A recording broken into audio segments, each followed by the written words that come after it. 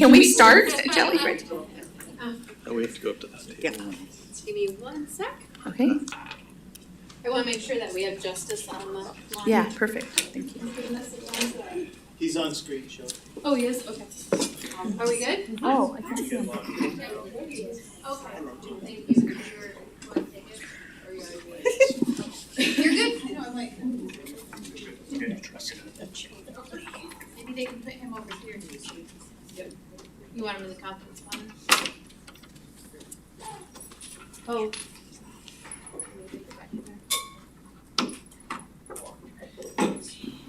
Sorry, it's okay.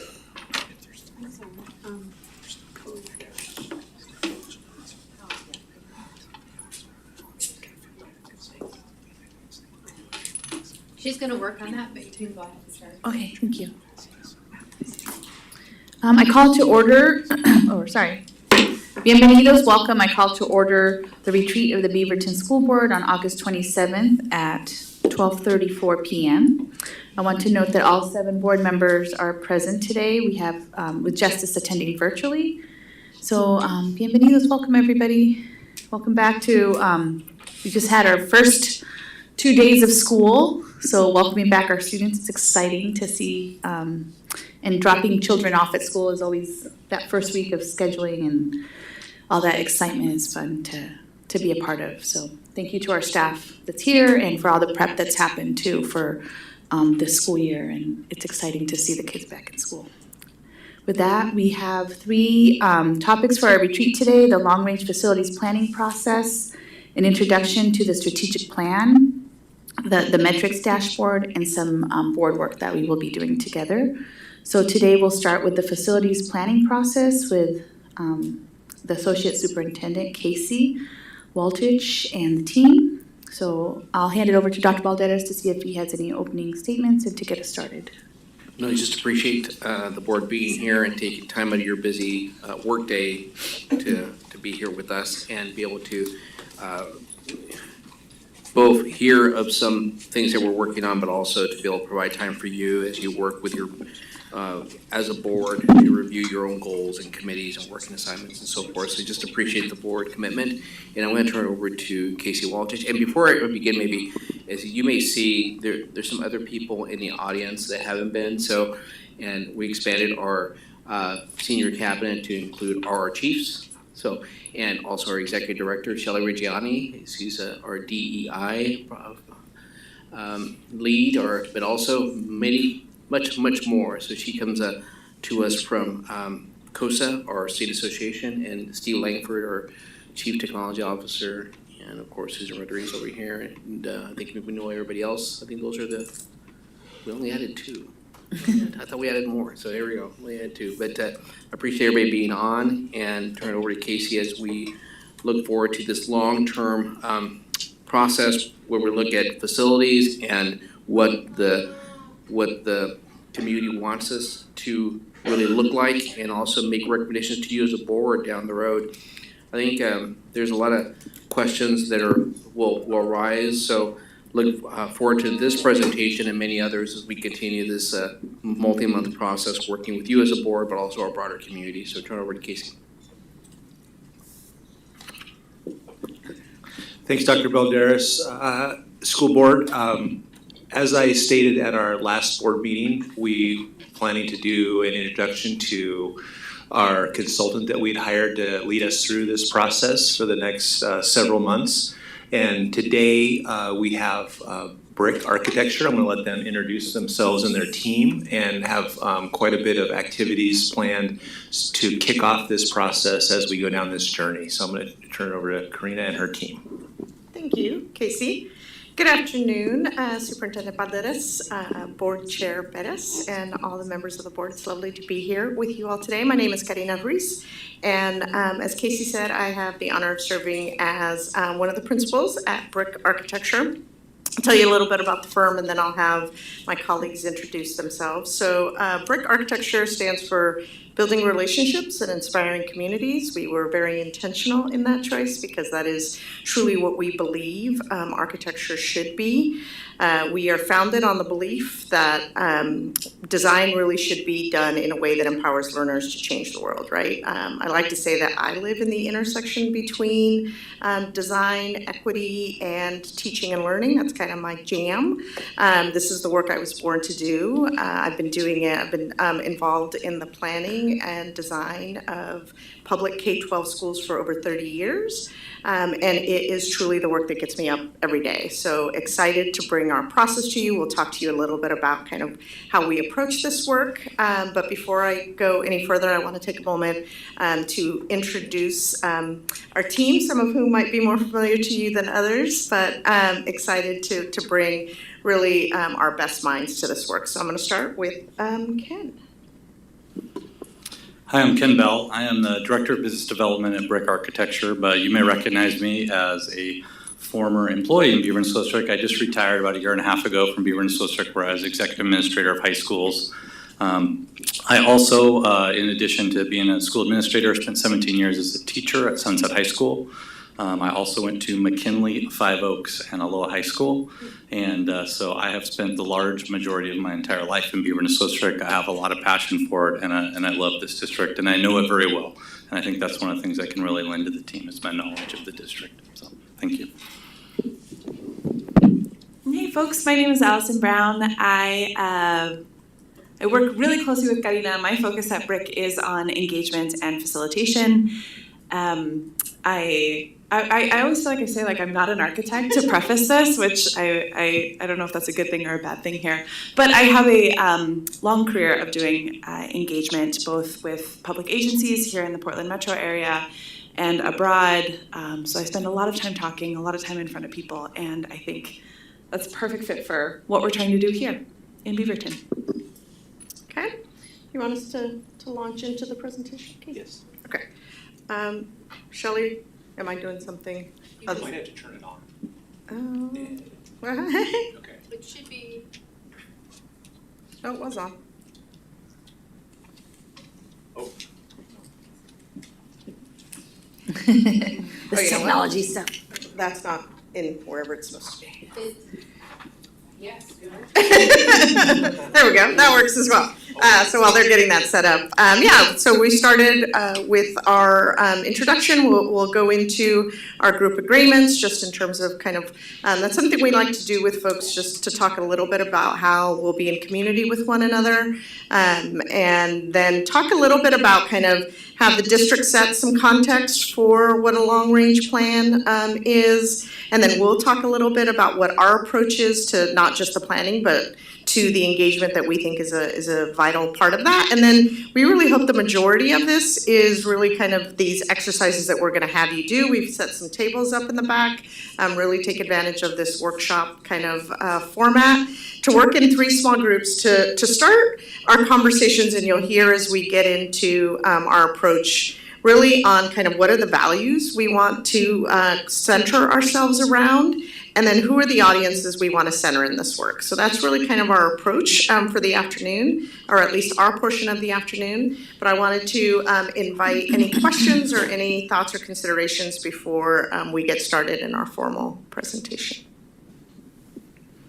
No, but I think if you get started, then maybe we can hold our questions. You bet. I'm sure we'll have some, so. Do you want to walk through the group agreements? Sure. So we love to start any work session that we're doing in community with our clients, with our partners, with a set of group agreements. So you can see those up on the board. A couple that I might bring to your attention is that we want to create some space today for multiple kind of values to emerge. And some of those, like as we think about issues and positions, may stand in opposition to each other, but we want to create some space to kind of get it all out on the table today and to hold that truth for everyone here. We also want to notice that there are some power dynamics present in the room. You are up on the dais here. You hold a certain level of power. We're going to invite some of your staff to join us in small group as well.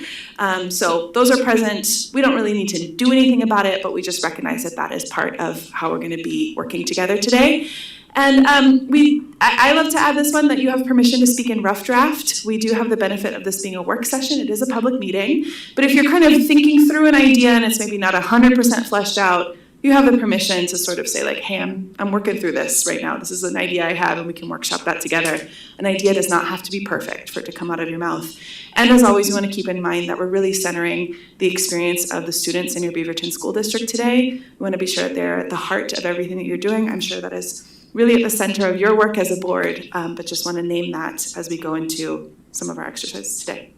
Anything else? Anybody have a comment about any group agreements or anything you'd like to add?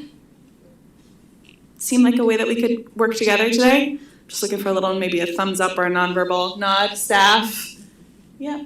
Just the only other one that I would add for you is we always say, if technology is a barrier, name it. So if there's something going on in terms of how we get the small groups going on, and we want you to be able to participate fully. So let us know if there's any challenges there.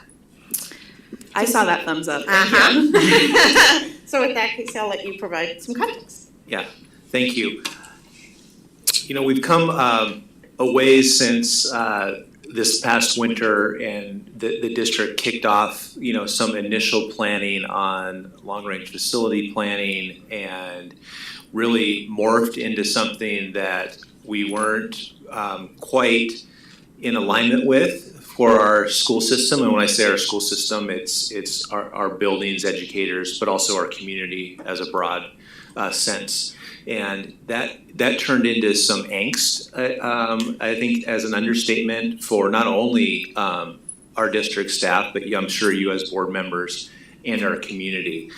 One of the things as we got into the spring and started kind of discussing how we wanted this to, you know, reform and start again, with, you know, pausing some discussions and looking at this as more of a global discussion within our community, not just a section of our community that got a lot of attention in the spring, whether it be, you know, in board meetings or in the public, those types of things, and really take a step back and try to analyze what are some of the big buckets of decisions that we need to make based on where our district is now compared to where it maybe was 10 years ago or pre-pandemic.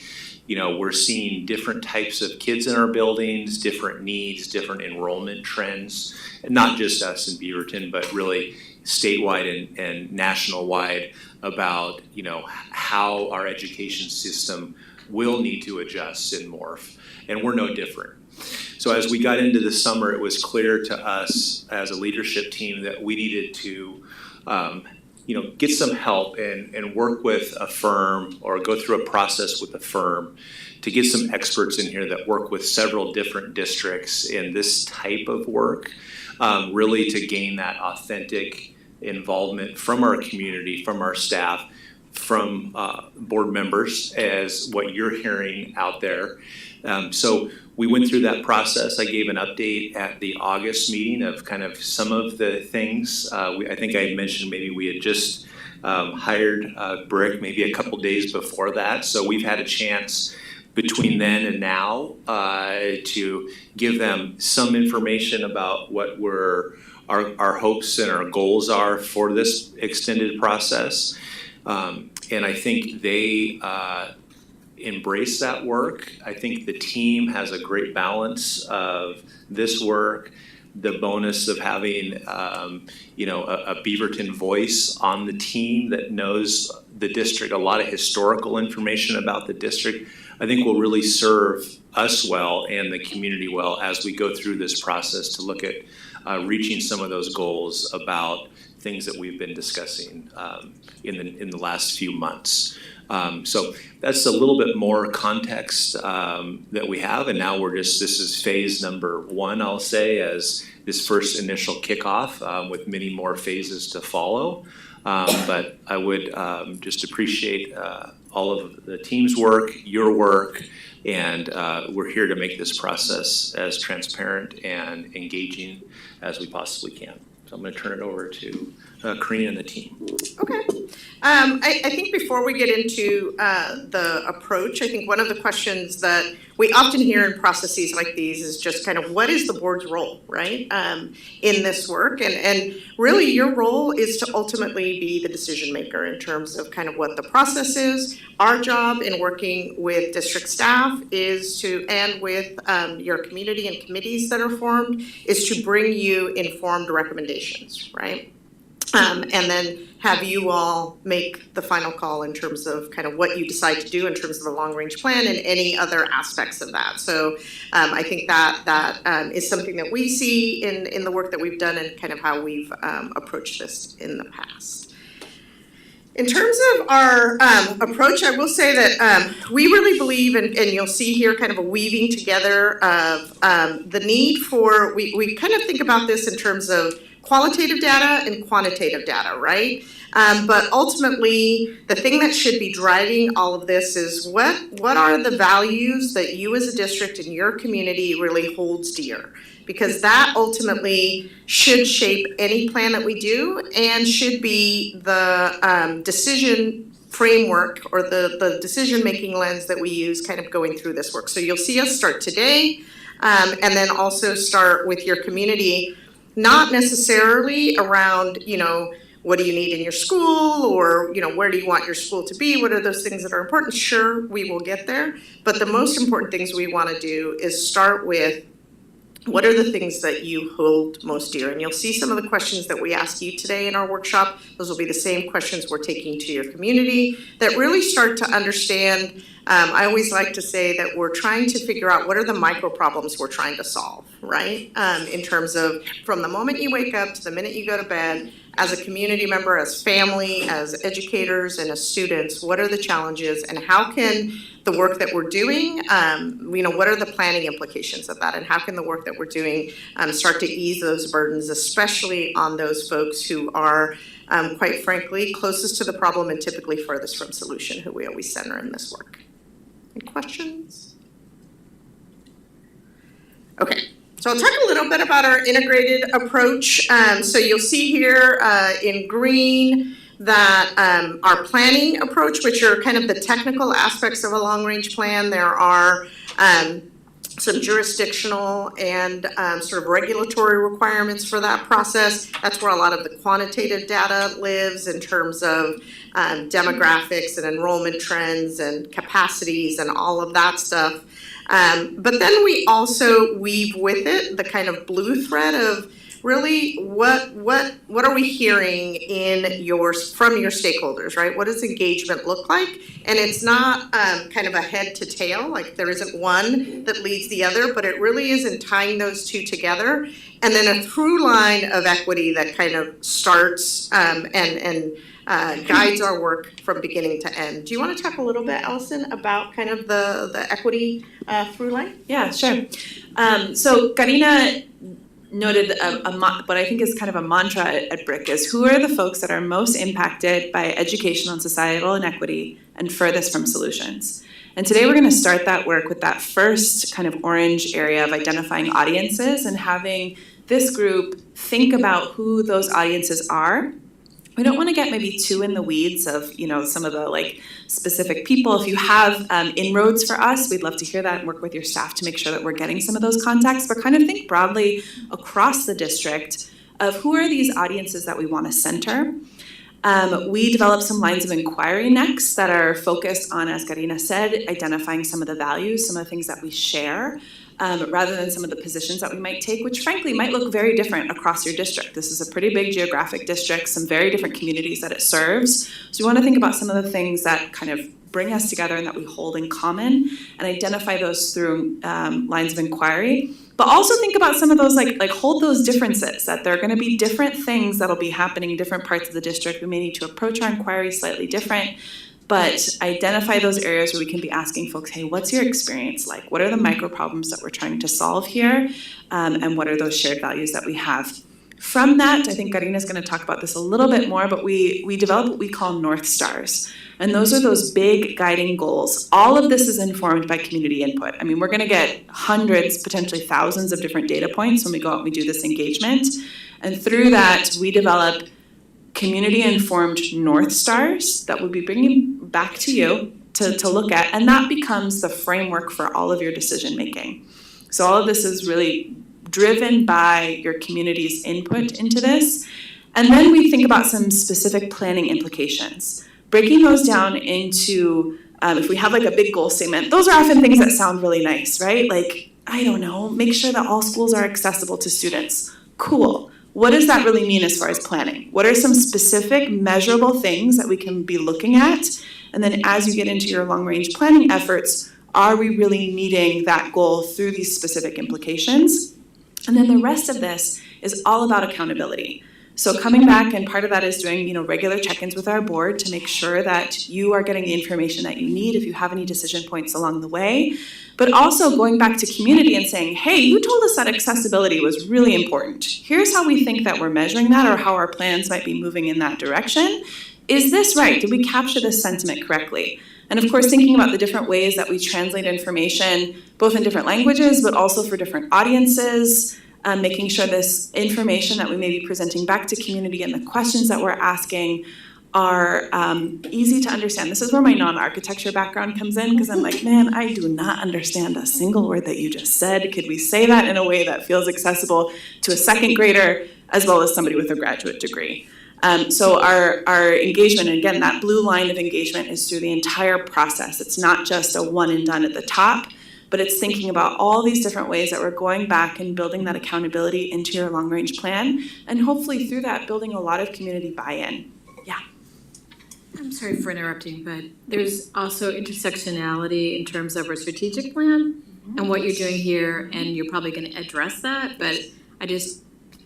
Indeed. Yeah. Yeah, because- you've already done a lot of this work with your community. We're starting with that as a framework. We're working that into even beginning like some of the work with values in terms of what you hold dear. But I think it is then kind of taking it that next level as it relates to what are those planning implications and how do we ensure that we have kind of the entire community's voice reflected in that. So you're using the strategic plan as kind of a launching place in terms of so you're using that as your launching for your group sessions? Yeah, that's one of our foundational documents, yes. So then as we kind of get through our engagement, you'll hear us talk about kind of 3 phases of engagement, which is kind of listening and learning, which to me is the work that you do before you really even start to put any plans together. Because I will say that data can drive decisions, but the human side, the parent worried about where their elementary school kid is going to go, that's a data point too, right? And so we want to start with kind of bringing that listening and learning, leveraging what you've already done in your strategic plan, and then adding voices to that, adding specific inquiry around the work that we're doing before we start putting pen to paper or mouse pad to mouse about how those plans should then start to come together, that data comes together. Then we'll move into what we call ideas and input, which is now, I like to say that listening and learning is about stories and experiences, and ideas and inputs is when like sticky notes come to bear, right? What are those ideas? Kind of what are your reactions to things that are happening? Going back to Allison's point of how does this align with what we heard from you and kind of where are we going with that? And then ending it really with, okay, once we are narrowing down our decisions or our recommendations, then what are the outcomes and accountability, right? Because we know at the end of the day, these processes typically don't lead to 100% like falling in love with this idea, this is exactly what we should do. But the goal is that people 100% support the process that you use to get here and can understand the values that drove the decision, right? That's the goal. So I'll talk a little bit about kind of a key feature in that, because this is language that we will be bringing to you at all times, and that is that center step in kind of our equity through line of the importance of North Stars, right? So North Stars for us, as we define this, are kind of the goal statements that are really kind of crafted by a committee, in this case probably your long-range planning committee, with the help of district staff, to really center what we heard in the engagement process and in the engagement data to guide the project. This will be, again, the decision-making framework that we'll bring to you in terms of a tool to evaluate your the plans and the recommendations that are brought to you, and then also as a way to kind of center us around what are the things that that are driving the project forward. We'll give you some examples. In this case, it's not particular to a long-range plan. These are the some 6 of the 12 North Stars that we developed for Beaverton High School as we were doing the design for that. I won't go into I won't read all of these. But you can start to see, right, that in this case, when we were working with the Equity and Design Committee at Beaverton High School, there were, the language was really important, right? There were folks who were pretty insistent that we have to have the words cultural competency, we have to have, climate justice represented. And so this was a real negotiation to center that listening and learning and craft it into statements that could be that decision-making lens. This is, when you start to look at these, you'll see what Allison was saying in terms of some of this language can be a bit esoteric and inaccessible, right? And so that's the importance of then taking that next step and creating those implications to really say, not what is the solution, but what are the conditions of satisfaction for the solutions to kind of come to light. And so that's the work that we'll be doing in concert with you, yeah. So I was on the design team for Beaverton High School working for the district at the time when these were developed. And so these were utilized to make all key decisions. So when we went through the value engineering process where we had to make decisions about which things we could fit within the budget and which things we couldn't, or where we had to allocate square footage in a certain way, we went back to these North Stars as our key decision-making framework, because we knew these were the values that the community had put forward, and it made those decisions easier, and it made defending those decisions easier if we could ensure that they were rooted in these North Stars. Indeed. So, like I was saying, so then it becomes important once we have these North Stars to say, okay, now what are the implications here? How do we kind of move that forward? And this is where we really do start to integrate those two pieces, the planning thread and the engagement thread, because we really believe that qualitative and quantitative data is really important. And so to talk a little bit about how we do that, and what that evaluation looks like, Allison will walk you through our accountability process. Yeah, so you can see that what's a document on the bottom left-hand side of your screen with all those colors. There's red, yellow, green colors on there. So this is something we used for another project out at David Douglas High School. And at the top of that document, you have the 5 North Stars that the project identified, or that we identified with our Design and Equity Committee, and then each of the design implications. So as Karina said, the conditions of satisfaction. How well are we performing against the North Stars, and what are we measuring? And we did this in community. This is our English version, but we also have a Spanish version that was a fully bilingual committee that we worked with. And at the end of each design phase for that project, we had an intentional pause, and we said, okay, let's look at the plans and then really think critically about how we're performing against this and kind of talk through, like, where is this showing up? Where is this not showing up? So here, I do not have my glasses on, so I cannot read that text, but I know that there were 2 areas that the committee identified that we were underperforming. And there were a couple of reasons for that. One was because of budget, something that we had grand aspirations for, and we could not put it into the plans. And so we had to think about mitigation at that point. Like, how do we meet this community desire, something that, like, students told us they really wanted to see that was really important to teachers, if we can't afford it? The other thing was to kind of have our design team really think critically about, like, okay, we maybe don't have enough spaces for students who are neurodiverse and need some quiet in this design. So how are we going to maybe rethink about our design or do things a little differently?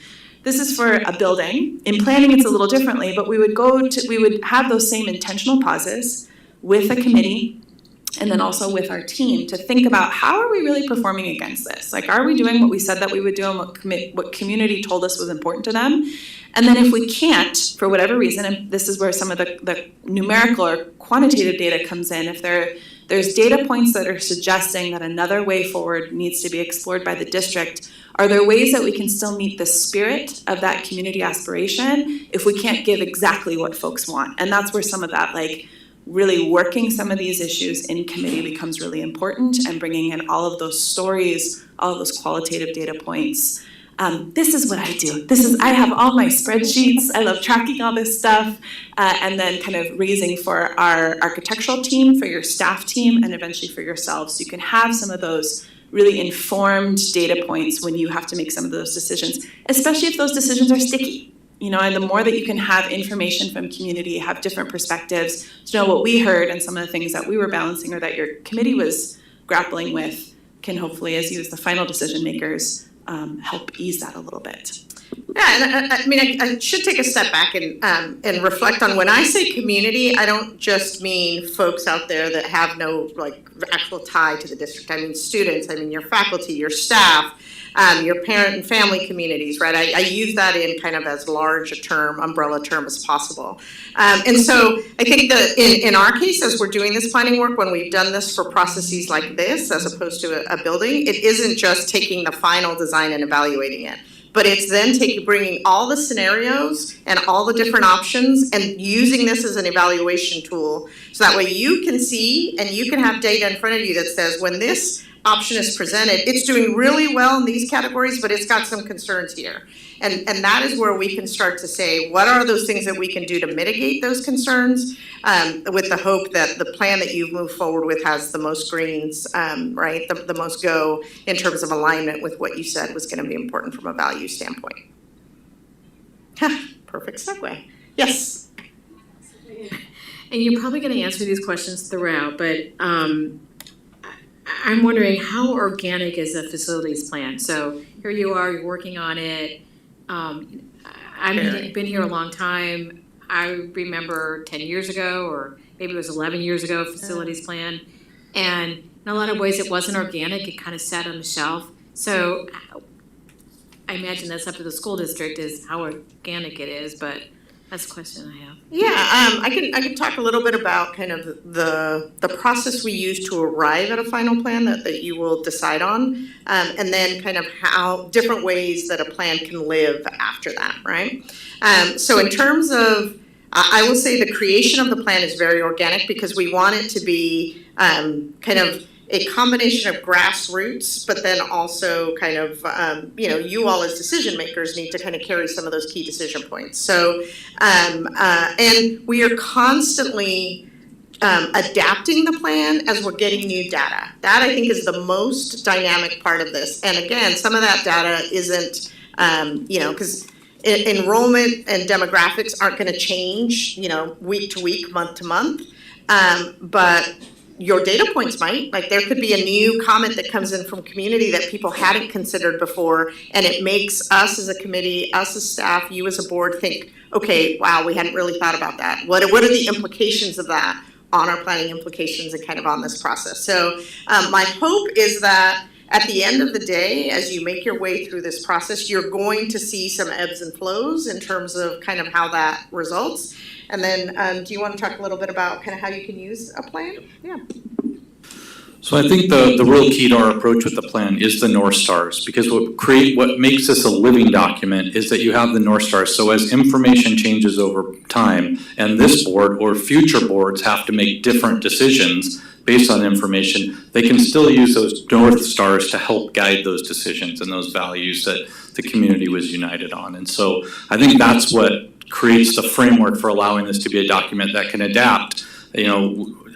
Enrollment projections changed greatly after COVID. Birth rates are lower. There's all these factors that have changed, and now almost everybody's facilities long-range plan from 10 years ago is, void. This creates a plan that can adapt to any situation because the values and the North Stars guide you, and the new information would allow future district staff and future boards to make decisions based on those. Okay, I want to save, go ahead, yes.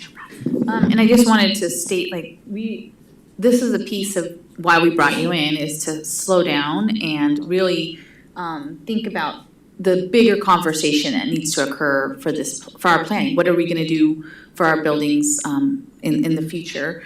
And it's not about a school or an area in Beaverton, but it's about what we believe as a community and taking that information for us to make an educated decision about the future of our long-range facilities planning. So just wanted to restate that no decisions have been made. We're at the beginning of a longer process. Correct. And those North Stars we're gonna support our decision as a board as we move forward. Exactly right. And this process is a year, 18 months. It's like, it's 18 months to 2 years, yeah. yeah, so it's not something that's today that we're making any decisions. No, not at all. Okay, so with that, we want to kind of walk you through the two exercises. This is where we will kind of adjourn. We've got a belong, a believe, and an achieve group at the back tables, and I think there will be place cards with your names on it. I think we will then work, each table will also have a facilitator. We know the questions we need to be asking for this exercise, but really if you're looking at the first exercise, which is really about kind of creating those values, these are really the questions that we want you to consider. In an ideal state, what would the school district, the Beaverton School District, look like where every student belongs, every student believes and achieves, right? What does that look like tangibly? And then what do your students and the families and the educators that serve them need to be successful? Those are kind of the two main questions. There's obviously a need to reflect on that second question about, are there differences in the way different communities, your micro communities in your school district are impacted, right? And what are their needs? Because they might be different from one community to another. So those are the pretty simple questions. We'll do this work for about 20-25 minutes, and then come back and kind of report that back before we go into the second exercise. That sound good? All right, I will invite you to come on up and join us at the back tables.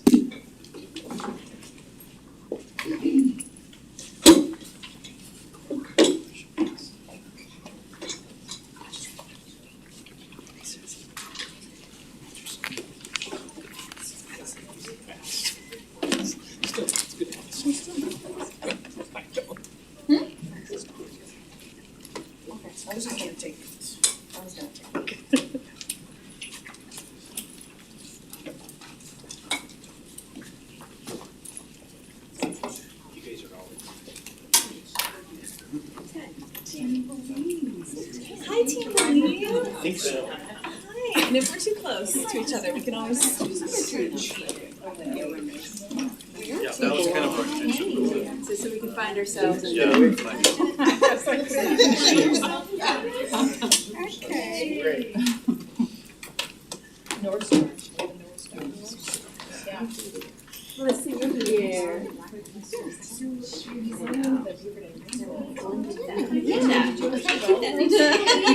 Okay.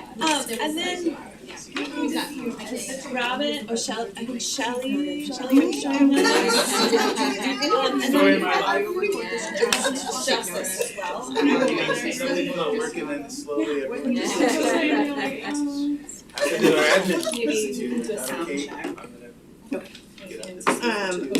Hello, everyone. My job is just to help facilitate the conversation and to record, use my phone. Kids are back. To record, to type the ideas that come forth from this group, and so really just start. The first question is, Okay, in an ideal so why don't we state, start? what would a Beaverton School District, Who wants to start? what would- In an where ideal everyone state, belongs, what believes and does, achieves, what would it look like? BSD look like And where, sort of when what you would, live into your those models? communities and students belong, need in believe, order to be successful. what's that look So it could be adjectives, it could be nouns Safe, could be, safe. you know, it's kind of anything, and then Before, as a before we group, move on. this is just sort of that initial process, and this is what we start doing when we're in community meetings. There's And two then pieces. bring that, There's and one, then two, find those common themes, safety, and but part of it is we bring them back to you, we bring it back and to then the part of it community, is and we have your feedback on the themes that come in, that's how it starts to flush out whether you're a as a student or a process. faculty member that you I'll feel put you on safe in your space, So we'll just free form it, popcorn around, like a single word. Okay. It could be Anybody else have anything that you any think feelings is something around that describes what's ideal, it could be anything from a word to a sentence. I'm gonna start with It's a very good point because when you go into schools. Oh, I did. Yeah.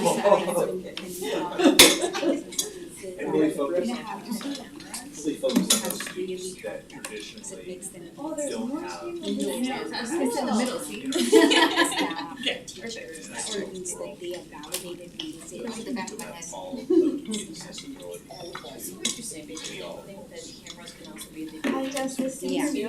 Yeah. Too bad. Because Fully funded schools. Hi, cool. students feel unsafe with that And camera we're team there believe. for, you know, because maybe because they feel marginalized. Okay, so that first question, Yeah, we see read it that. out loud in Yeah, we an heard ideal that. state, what would it be So for when the school I district where talk every to, student so belongs, you every may student program, believes, and every students, student when belongs? students from this area, I need to hear them talk. Let me give you permission to speak in rough draft here. Right. I'm gonna take Right. notes during this, so if you see me like So- typing and Yeah, it's a balance. It's a balance. And I will tell you, as an architect, you shouldn't have to Getting my choose. notes in order. It's not an either or, it's an A and What B. do you all think? That's what I'm hearing the message. Right. One of the things that I think about Going to the phrase, what would it with- look like? And I with wanna say, what would it Achieves is feel that like? um, Can I that a You can if you neighborhood want to, or go for it. a zip code Cause they're does speaking not of diversity define school, right? There's what a schools here student's at diversity school experience is for in their school. LED and schools in our district. And that links to And- belonging, belief, Trust in our staff and our schools to care for the kids.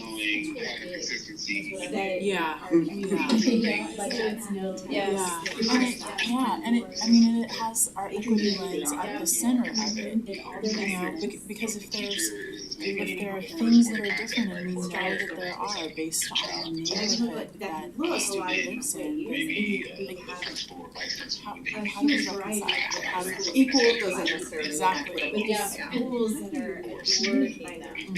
I feel like all of our biggest outcomes is internationally why that we They're focusing on a particular neighborhood or area or population, versus, you know, so it's kind of the us versus them, and I mean, more than everything, you know, what we're hearing is like, communication, more people together. I'm glad of that. They take it from a friend. You know, Yeah, our like, way it's not is clear. what we talked about as well, you know, how do we make this so Consistency and flexibility. I can hear both sides and Consistency around that schools.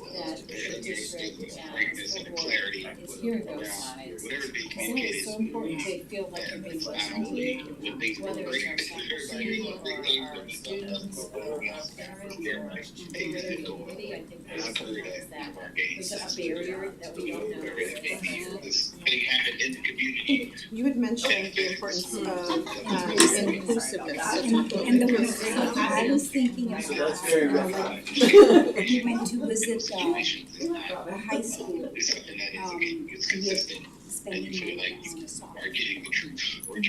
Let's make it in a manner that communities value and feels welcome in using a park close by or having a path like Champions Park when I go there, the whole community. And the kids are watching, they're watching people of all ages, people of different color, different heritage, you know, and it gives them, I think, in some subtle way, it teaches them tolerance and acceptance, that they are part of success. So let's bring that in our schools in a manner which is safe for our kids too, but also welcomes the community. in those outer spaces. So you talked Our about students and inclusive, but you also staff brought up voices. welcoming, right? Yes. That's important too.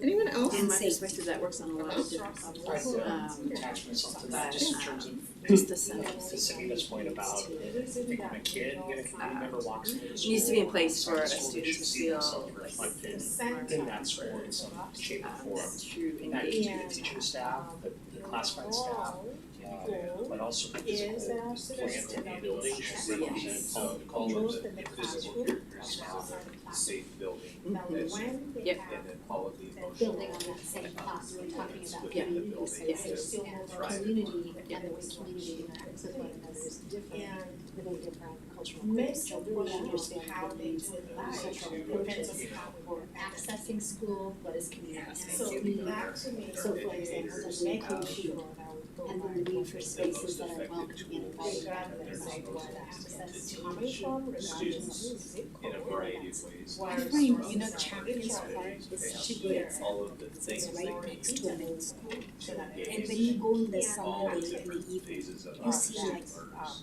grandparents, people from different cultures, small kids running around, kids playing in the soccer field. It feels so good to be able to, and I want the kids to see, but this is my part, The ability to eradicate all I think from that your point of accessibility is like so important that I don't want to lose because there's so many students out there that, I mean, it's a small percentage when you think about the whole, but there's students that don't wanna go to a physical therapy. Yeah.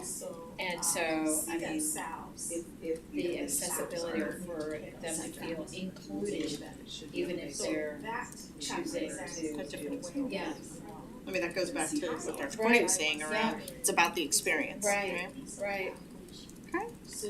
What else? Is there anything else that you look I just back, wanna let's say we're piggyback looking back on 3 years from now, and we're looking at our North Stars and we it's want a to little bit really of a- ensure that we're setting ourselves up but for living fully really into feel your like we need mission. to make sure our Is there education anything is we need to supported. think about? And, the slogan is, our Look like, feel like, educators, working as we're thinking about our that. students learning conditions, so we really, I do feel strongly as a school board member that, yes, my primary focus is the students, but in that regard, I think we have to ensure that we are also caring for the educators that are in the buildings taking care of our students, so, just ensuring that their working conditions are, the best. Can't be implemented to inform and where the parents can design, part of the safety measures and for the belief part.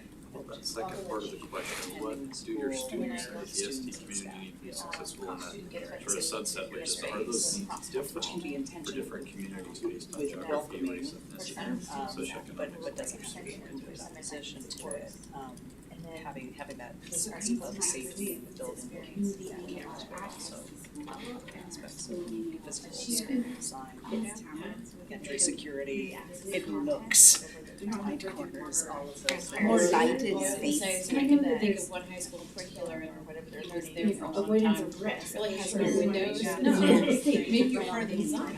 Yeah. Right, so that well-being as well as Yeah. safety, Yeah. that design is supportive of Well-being. quality. I think that's so important because your point is physical, Efforts that if you're going to a hall where there's no light, then you feel no light. If you're in a classroom, there's no light, then especially in Oregon, And that does it when look there's different for different. When it's 3:30 and it's dark outside. Yeah.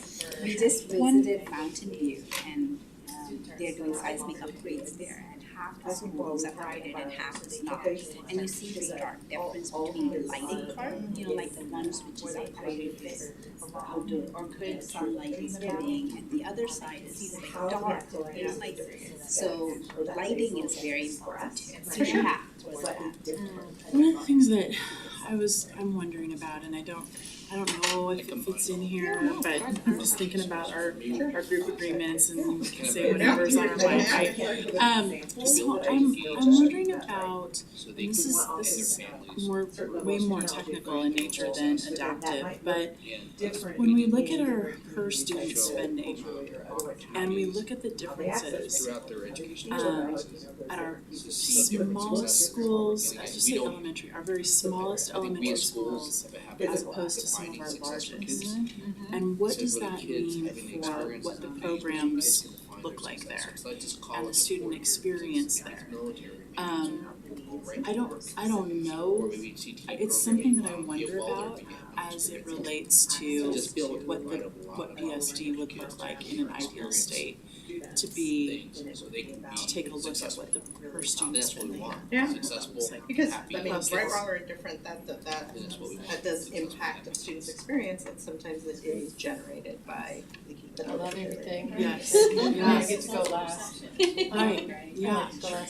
So when I think of And what does that look like for programming and class size and when we've got a minimum, so that's just something that I wonder about and I don't know quite where it fits. And It's, I think, in every single conversation Karen, because that's what agencies So- directly about. So I would see a school district where it's but this is ours, like that ownership, and where we're fostering that in students because that is the key to the development and the actualization that we're trying to get.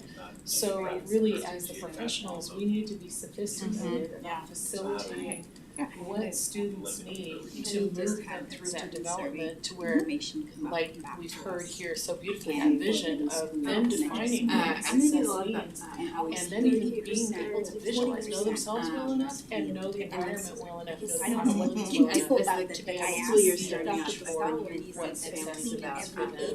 And still, So the I kids, really, they actually feel that they're not. love the idea. I'll say bathrooms in any It school really are not the the biggest same. issues for What it safety might and feel like yeah, we can have a whole dissertation for on that. example, I wanna move to kind of our second me, project. and so What it's are really your about students understanding really what centering their supports experience, and so This in is order my to change the engagement, experience, and we are think about their families and the educators that serve them. fostering So pay what do students in attention your to community excellence, need but to be also successful? And, you know, and we're how we as a we're- district we're feel About like that, we have communicated Not just everything. successful in You school, guys successful together. outside of school, So, successful have I it mean, a all. lot of it has And been what are maybe- drivers of success? Maybe we're not It's fun to actually think about that communicating because it is a because beautiful we're vision of spitting it all out. And I would tag on to that too, reassess, and like, done how in a we very communicate authentic of every single way stakeholder from in the beginning of for, processes and families not as an and- afterthought. Again, communities that, especially the ones that have been traditionally underserved. So tell me a little bit Make sure we about are, what engaging you with them in a feel way that your that students they and that kind of appreciate broad definition of BSC community.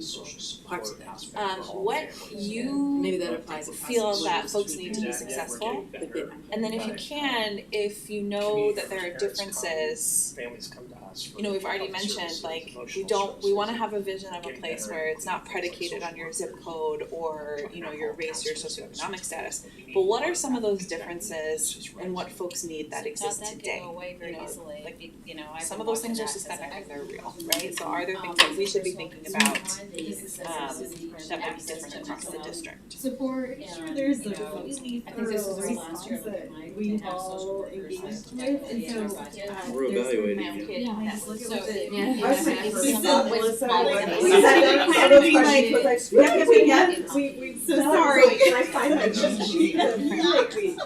There is an answer to this, so They what put the some feedback said. to schools, but stay back in that way, so. And it was such an exhausting They were process. ready for that And 9:30 back class, class, they did it, and they had making it was that would be 6 or 7 months To get them ready for the Lots next of meetings. meetings, It wasn't they were lots of behind, time.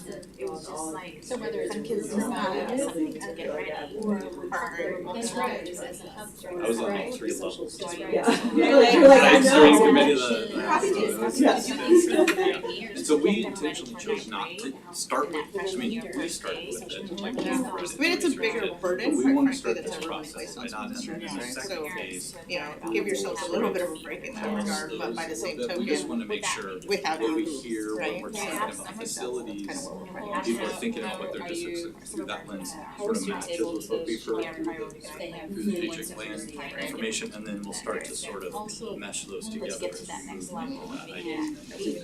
Housing and security. Yeah, we where have it is in the middle, and we you know, have some some building spaces that might be empty.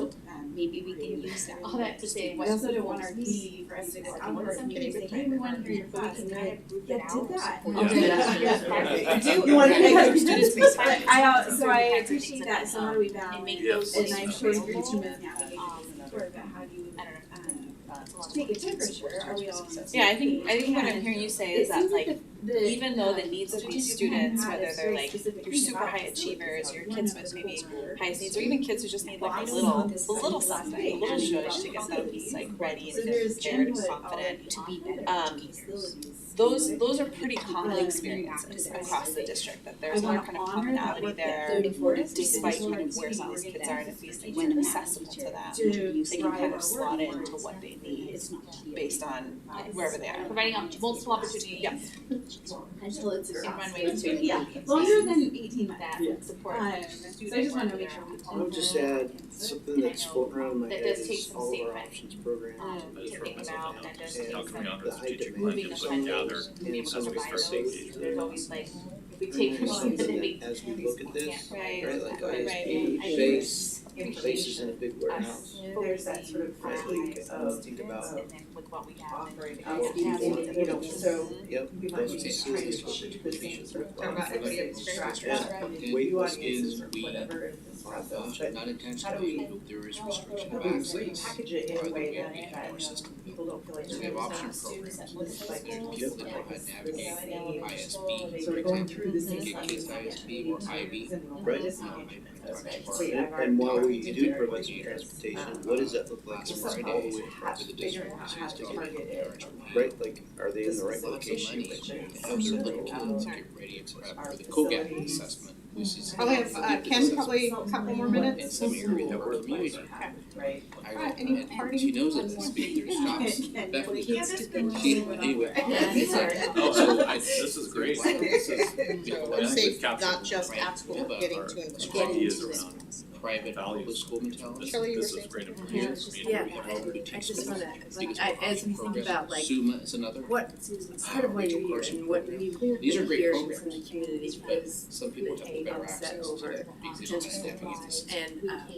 and I know that some of the, maybe all of the small schools that, you know, are fearful that And the I was accessibility thinking about potentially how there are proposed to, different, you know, I think it's unlikely, but on-ramps and people come I with think are all different cutoffs. backgrounds and And different so, awareness of the um, system and I, so it's you know, important to the families we've provide been hearing experiences or from, that I've been samples. hearing But from the my other folks, thing that I, for myself, if I'm really are thinking in a not distilled mostly way, not the I families at the would like lower us end to of get the better socioeconomic at scale. recognizing I wanna assets, hear, like, all how do, students are, bring, how and are then we using feeling those about assets as hearing vehicles to from come those families that not might be just impacted in the way we by typically decision define to them, like close Raleigh Park, like, I wanna hear from the intelligence or families that or would be whatever, impacted, but you know, I believe by that our that, students have a that are tremendous not ability to learn and be higher resilient tax if they're engaged So, and just as we think celebrated about and engaging, I just wanna know, understood like, in some way how would and that impact the us? strengths that they bring. So I like in an I have ideal an world, Yeah, and that will be a get a key in lot our better next, at our second education activity Okay. is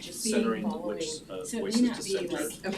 Which really is who are the audiences. going to be years, but we're opening it up, Yeah. just a lot of power to like these. But it's a perfect segue, because I think that's critical, and I think, so the dilemma and the needle that we're trying to thread on this with the strategic plan goes, how do we do a reset? Right, because we definitely need a reset with the community, and then still honor the strategic plan, so I think that's what we still have to sort of figure out. And so I think you've given us a good reminder of that we have to find a better way to honor and acknowledge that work. But I also feel like it's so important, And at the same time, especially in our really start close enough at the beginning that it is truly a reset, it doesn't feel like we're just. Yes. So reset, it sounds like we're redoing it. Correct. We're not. forum so that our feedback's Right. if we visually register that work, there is a segment of our Yeah, it's a reset around this process. or that. Yes. Yeah, it's just a reset around future facilities plans, Yeah. is really where the. Right. So, yes, and the second part of this really is about, I mean, what we wanna do is identify by broad group, what are those categories? And then there's a whole exercise that we go through identifying what are the best outreach strategies for folks, cause sometimes, just like you said, inviting people to come to a meeting where you are is not the right approach. Sometimes, quite frankly, even holding a meeting, you know, for folks that are working multiple jobs and have family, like, it's just not the approach. So what is the right approach? And then I think the other thing is, who are some trusted advisors that are already out there? Because right, wrong, or indifferent, if they're disenfranchised from a school district there, and you invite them somewhere, or worse yet, some random architect. Someone, you know, they're not gonna come, right? And then what are the obstacles to participation, and how do we overcome those, right? So all of those things I think we'll be getting through in an effort to really get to what you're talking about, which is, how do we ensure that we are getting, not just Sort of connecting three levels of with district the voices focus that and we're work bringing with. on. There's a smaller steering committee that's the DCN, some other folks that the electronic committee, as well as some other folks that the district is still working on what that will look like, a larger group there that will incorporate that group, and then the board, sort of the three layers and levels. And then obviously the fourth layer would be our engagement process with the whole, particularly the audiences that we're gonna send people to. Sort of things that the different components of our community So it helped me here. That's from the Right. public levels, like So that it's real, authentic. No, you're. Okay. They would need to see. You're planning to be done. That's right, and yes. The accountability. That's trust. Yeah, I mean, to me, this whole, that's the thing that has me most excited about this, is this is an opportunity for you to build and in some cases rebuild some trust. Yes. Okay, so we're gonna, Allison? What are we gonna go back to? Share out or you wanna just share? Yeah, I think Like, do you have to? I think it's, Do you we'll have to be save on time. mic? Yes. Okay, then we should, they need to be on mic for justice. Alright, we'll be back. Part two. No honeymoon this year for you.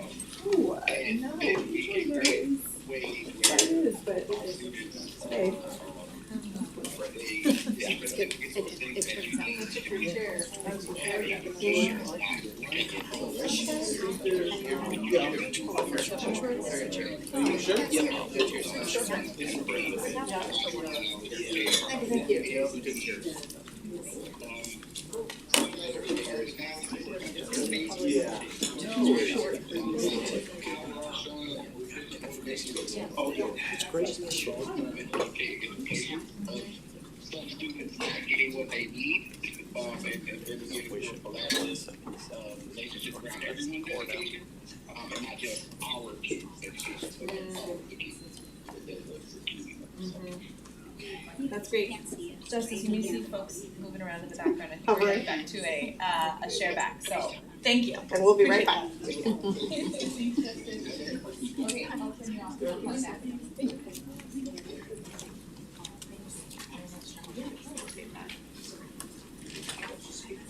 I'm like, getting new name tags and I'm getting sick.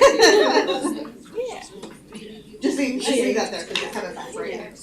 At the end of the day, I want my eye belief. There you go. I like it.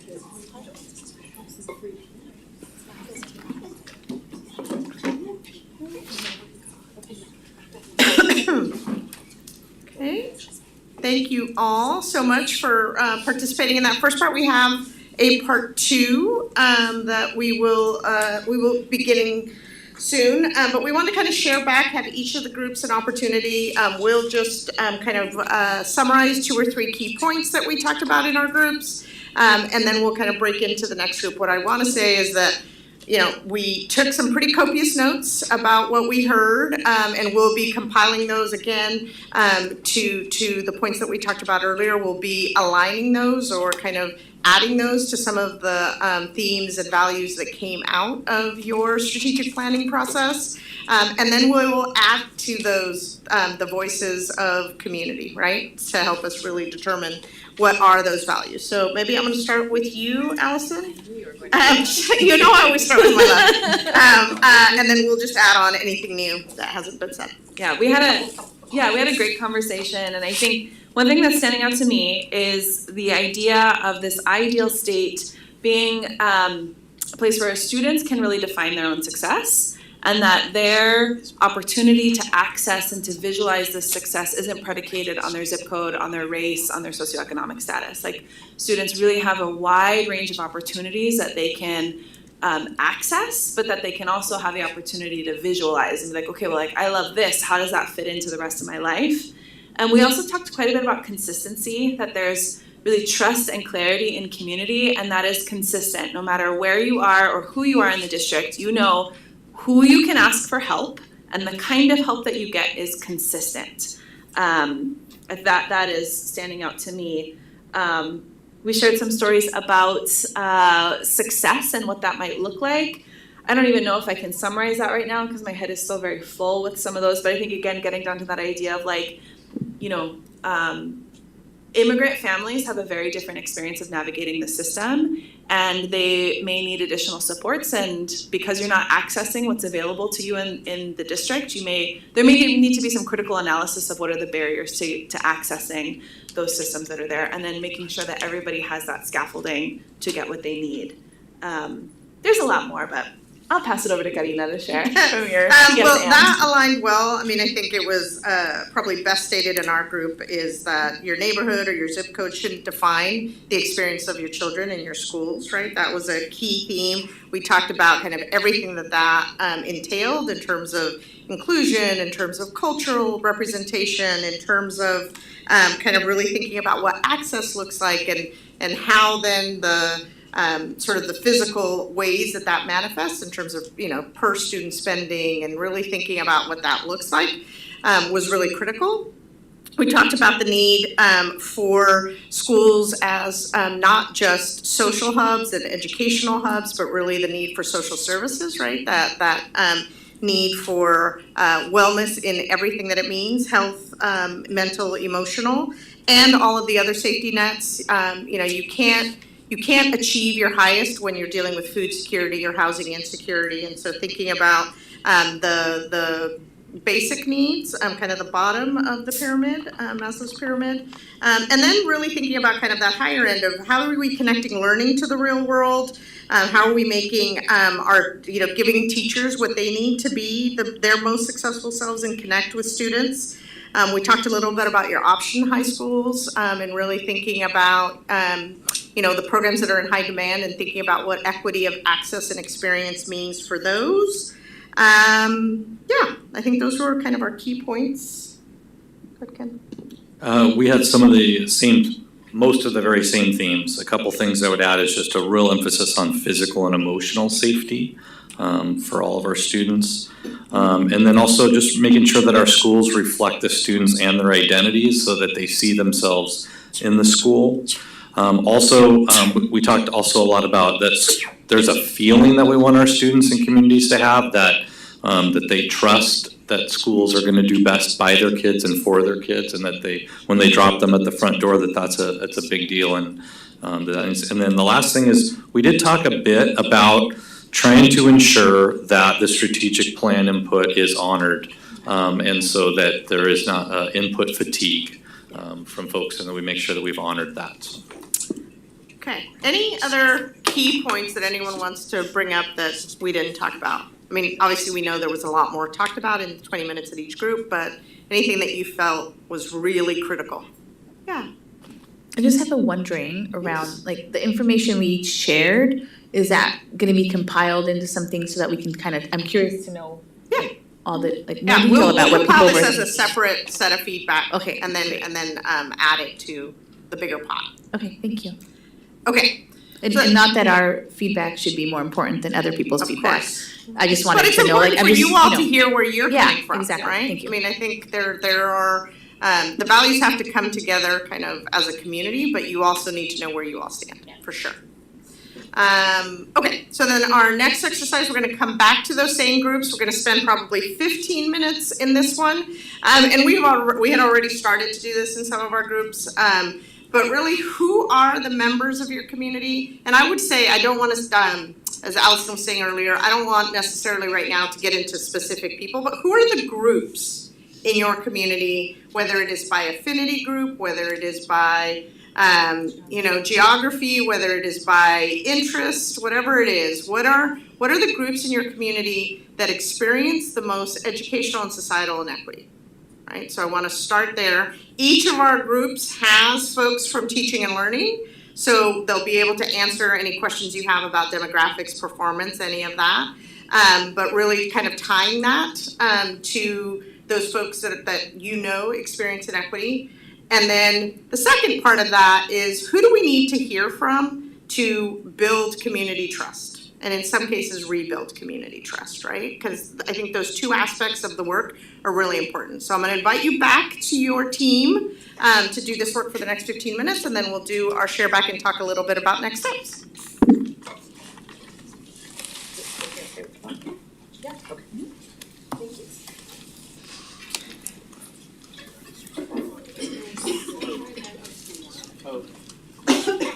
Nice to see you. How are you? How are you? Good. Nice to Thank you. I should know the person who picked this out of the couch. She's pretty cool. You got it, Sarah? Okay, good. Hello again. Hello again. Hi. I feel. Yes. I almost brought my name tag back. It's not fair for me not to show my Well, name tag. you have a secret ID tag as well. So we usually. I mean, I don't want to make assumptions, you know, about people in different ways I'm making assumptions, Sure, it but, doesn't you mean know. not to have We'll test it against Yeah. real data again, but I would call you rather than Really I think, intentional about ensuring that we reach out to Great. I'm a synthesizer. She does, but with. I was just gonna create some space if you wanted to go first this time around, but then you can also say, no, I'm gonna synthesize at the end, and that would be wonderful. absolutely, I mean, I think that we. Let's give you some space then for that, that's great. No, that's okay, we do not need to make that. We're just online. Another time. Pick it up on the Okay, video. so We're all like. lots of Yeah. nodding. again, it's kind of necessarily like Yeah. kind of I specific mean, members of your like You know, affinity I'll groups put in your one of my community. It could also be kind of like this area or this So demographic. if I said school Um, community is affected by Who are the previous folks that you want to think about centering as we do this work? And I'm glad that the strategic plan has been brought up a couple Yeah. times because Yeah, we do and- know that there's a right. lot of data I to be gathered think, through that. but, you know, And I am The also very communities conscious we've that been hearing for the so part of this question is also like who has not been included or maybe not Maybe we included need and to- not so- here in the I past. think someone. You know, like we're always like in engagement we need to building. rebuild trust. So there are some folks that feel very much like they have been Until places where misled. folks feel comfortable and safe sharing their stories. And maybe But even the lied So advice, if you to. know I mean, that like different, part of very this is like, oh, we did a done pretty good job, but I think we and, need to improve this group. that perception is reality. I think so. Or groups here that Oh, And yeah. there's a lot of don't go there. repair Please work do, yeah. in my perception, in my interaction with them that I So have. typically, Accessibility. So I 25% agree. of our, And whether, again, perception is reality for them. And typically, that's a typical statistic there's across the just a lot of 75% rebuilding of So are we reaching out to trust that should 75% happen with that that do not group. have, in our community, And of our 300,000 and, that yeah, do not have and kids then in school, I say K I so hope that forth. I middle school. I want Because again, we are looking for building bonds and levies and so forth, and Politics support is community, playing just more knowledge of how the community's role changed. in everything, So from you know, a statistical so, perspective, I mean, I brought it's this up typically earlier the about the division, but you know, communities I are was least feel like, engaged because the system They have doesn't centered do themselves in whole hearing systems things don't about being Jewish do and the best kind of jobs, or there's communities that are labeled a from certain way or born in a migrant, certain way, and immigrant, or refugee backgrounds, more and more, and there's black, I mean, it could be, you know, whether you're or Muslim or Jewish traditionally or marginalized whatever, communities. So those the, traditionally yeah, marginalized communities it's just becoming greater and greater. And so overly centered in that neighborhood. But I think, you know, Just looking at there overall can be a what way I've seen to, in those you know, districts and what I've seen. and as an educational institution, we have to emphasize the strength. Like I teach, and I think it was about Jewish holiday, and she loves it, she wants to read the Haggadah all the time, right? If it's I agree. giving I think that rebuilding of trust experience is to with a the kid, particular then you're a part of this Yeah, I community. don't disagree with that. Yeah, and I think that the conversation about small, they can dominate, exactly. And I think that's a separate conversation in some Putting us with other ways groups. about what our plan is going forward. And I think bringing them along in the conversation about what our plan is going forward is gonna be part, maybe the bulk of the rebuilding of trust. Something So, that is I- very typical for participate in any of these activities, you don't see them higher coffee chats, Okay, good. Yes. because they are working. Those races tend to be in Jewish, So are more importantly. what can be done? So how do we make sure the impacts that come with immigration, and poverty that can be experienced in intersections, getting feedback from us and language. as districts? Well, what I was shocked by in Beaverton was the diversity of that experience, right? It wasn't just one language, it was multiple languages, and in these programs, it isn't just that they're new to the country, but it's also that most of them have experienced some sort of trauma or educational gap, right? So So being culturally and I put small school communities across the country. to match up with the students that are But it was beautiful to watch, Yeah. to watch them navigate that. And so it happened the first semester, members that we had that experience communities that are making that all of our success building that's really important. So we don't have just. And so how do they, these servers are students not but in different ways, how do they access this resources to our school?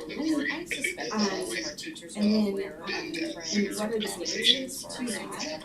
So hearing But as, I think hearing from the community, I would be aware of, for example, their shared someone hope that about may not community or be here.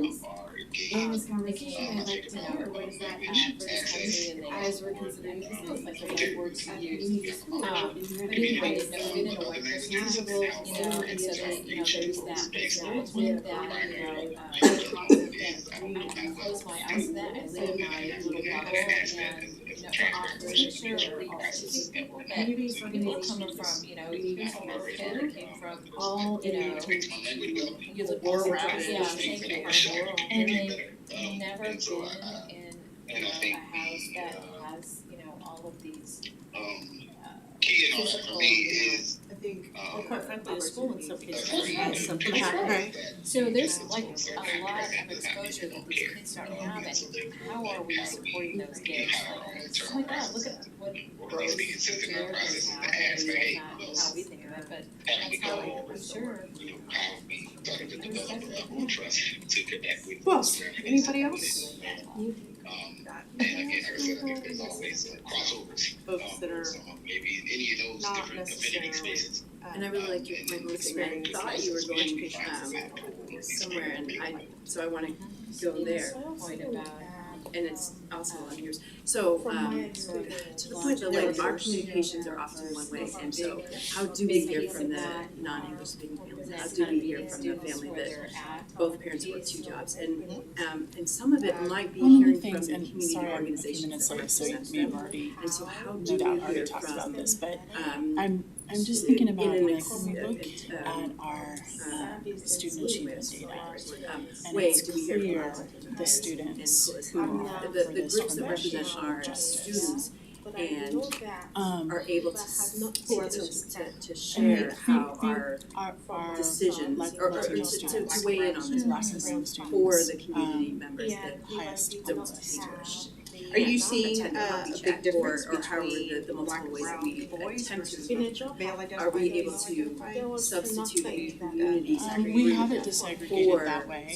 a I think it's, I think that we it are sort of depends wanting to on engage. level, And grade maybe, level, I mean, I'll but defer to. yeah, there are, experts yes, there are to see if differences, and then when we that's true like that a up legit way to against engage with discipline data, But I yeah. am concerned that And- there is gonna be but just people that, wondering, no matter you know, how when we we try think as a about those district, black there and might brown just be students, no way and for then us we to have think that about their direct engagement families, with that and family. we think about the but families maybe who in typically Yeah, have I more mean, we than one have done job, that and before, they're we not also have done things where we being able to access the conversations, and we brought this up in our last small group here in some do it ways, during the but dinner time. how, those are the members of our community that I Specific think about invitations, when I I agree think with you about with information deluge, you know, but that are sometimes experiencing the that most specific educational and invitation is very societal different from impact. the community. You know, and I don't, We'd think really we're like being to hear from the intentional Bells, about how we reach you know, out what to they think them about our school. and what that looks like and where that There's is, community that wanna and come, what never going to one of what the those. communication loop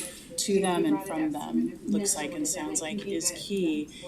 And we can't just think, well, we offered it, whatever it is, you know, we offered a community forum or a coffee chat. I mean, those are all amazing, wonderful things, and who typically attends those? People already connected. So, you know, it's making me think, and I have to say it out loud. So, my son has been with his now wife for 10 years he's been at ISB. My son, he knows white privilege, you know, his wife, you know, they still in Mexico. Parents who's not documented. It's a ridiculous. You know, where mom works, And you so know, as we're a, moving, and I can't, I cleaning imagine houses, that or that is you beautiful know, childcare you know, program at, for a you're nutrition building service houses, person construction, to and come and sometimes drop off they're their busy, child, sometimes like wonderful they're not. thing. There's Go no house I wanna to see visit for a little kids bit, with go visiting. pick up your kiddos Um, home, Right right? now, Like, could we and, solve you know, a lot of Tia's our mom says to me, staffing issues if we offered beautiful you know, childcare? I mean, because, you know, It is part of our and here I am sitting in my And then little also for our bubble, communities, and I our adore them, communities we, are and my schools. personal Very experience, we adore caring, each other, but it's a whole different culture, different world. different Yeah. power. And how do we And I bridge know that? that's like. Yeah. So there's a piece and understanding I hear a lot of in schools our that community do, that isn't our that, goal, that's our and goal. But I you know, see it's it like all that like same family divide, matters. because My sometimes family with my daughter-in-law, she went to If Pacific we had that, University, you know, she couldn't get in, she couldn't get the So the financial, last they thing just is talked like, to you like one way, but she got it a different way. And so These that's are the part kids of our that we need to celebrate impact and, you know, bring them forward and say, you know what, in the past, it's been you always all centered on like our you know, multi-level and department takes so care what of. can But really really doesn't want to be the one shared that is, you know, responsibility across the two. That's Yeah. right, and so that's not right either, but the point is, there needs to be the role models out there to say there's a path out there, and, And part of that is them seeing people that look like them in the roles that We appreciate, Yeah, I just appreciate call tremendously them. Yeah, no, I wanna echo, cause you know, Ken, this is, I wanna be creative. I think one question our community is asking us right now is this one particular building, and I know that this conversation is gonna be bigger than one particular building. we don't wanna water things down, but I'm like actually excited about what Raleigh culture is instead of feeling like an albatross, I'm just like, oh, the possibility. I mean, I will tell you that I will not be Maybe that's satisfied. what it is, maybe there's so many groups that I We can't be, even in black, I can't treat so as black we families go and brown down this families, road, or quite even, I know quite that frankly, the one diaspora person within both of Yes. us the same way, because they're very different. And so that is the work that we if not, you know, what is it gonna be? And I'm just really excited to start thinking about what that is. So one of the ways I put it into the context of audience Or even your centers, East employees, African and your West and what African. things with facilities and things that can make their experience a more positive working conditions. you know, and another big population we have in this district is the Asian population, that also they're people either the of staff color, was all they in experience things from a different lens, or they they've 50 and 60s, experienced or they were pain, all in their early probably 20s, and more all of a than, sudden, you know, all we started having to Yeah, recognize. especially if you expand it to minds aid, of yeah. us That's outside right. for sure, like, where's So, childcare? Which is really a good point, because it doesn't show up in our achievement. But it's certainly the experience. If I assume for a moment that belonging, we're right? talking more about. Okay. Facilities Who, on the and flip side, issues, who do we need to listen to reaching out to kind our of build some senior trust, rebuild community, some or trust? we're, What are communities we're alluding to that we know, folks who don't have some of kids in whom our already have system. access to you, but I know what are some that, folks, maybe more access than you would like, that that you need to hearing kind a of lot rebuild that from trust there neighbors, also. you know, neighbors who've been in these communities for decades and sent their kids to these schools all of those kids, all of so those they groups that we're kind of talking have about, grown that are experiencing that societal what it was like back then. And I think they need to bring back educate them to our current situation. And it may be So that they're informed. Yeah, for sure, from the beginning, yeah.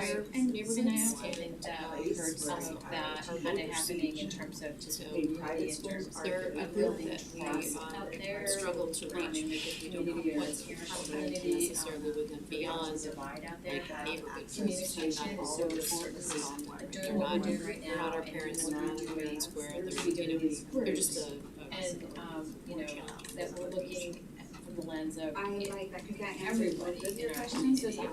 Yeah, And listening that educational, to this, it's interesting because the first thought I had was whoever we think those groups are right now, Small enough to add, probably and that is a because community there's that something we not have. changing, it's always dynamic. We always are gonna have a new, different, maybe immigrant group or something that we haven't yet understood. But I also think we have a pattern of blind spots. I think we have groups that have never really I think it's just small things, served but it's a to very the big degree that factor do what from I generally hope you practice did. different than one another. So Not I comparing like that that idea against the of Western even our ideology community as of reaching out to them, decision. because some of those voters, they did have access Yeah. experience in Every- school, and it even It seems to me makes every them member anxious is to gonna even have have that, there connection have been with us, and spaces we learn in from high that. schools for. And listening to you, Well, if we just I say just that. think those are very You know, I think we might. Some are intentional, and if you're doing it well, there are certain features that have to be provided if you're providing a prayer room, for example. engaged in trying to help him, and it was so hard. They're just requirements. And he's 23 now, to this day, Okay, I just anybody feel else? like there's so much that let him down, but I also feel like there's so much that Okay. was good. This And was, I yeah, think what it's a my good start, takeaway and then, like I is, said, he so then, had his aunt, Susie. Ken? Some of our kids don't have like what we'll do, and so for more of us like I to said, have it the isn't heart just that I love what we have. Okay, now we're gonna have a meeting for you all, it's coming, Really, like you said, this like, will you don't really know all of this this. to give us out, right, like, I think it's different. And so what you brought was persistence, you brought like that, was persistence in That the mother. are engaged that is authentic, Educators in and our that own is, district did for my nephew. There were, I can still think of the names, I know the We've names. talked about that. So that's what we need. We We need need to evolve. to have every one of us have that same type of persistence. Because they're the Each first of one. our- Yeah. And there's check it off, yeah. Look at us, we did it, nobody showed up. And So they need to have the most. then it's the larger group basis too, of just being and trust about connecting and learning. That's how you are build and trust. how As you, I bet you all do. Okay, thank you all so much. Thank you for the conversation. For good reason. They see you as a good reason. Whatever it is that helps them work with us. Right. So the one that we haven't talked about yet, and it's really important, educators or staff, our administrators, they're in our buildings every day, and they're with our kids for hours. Oh, good. Thank you.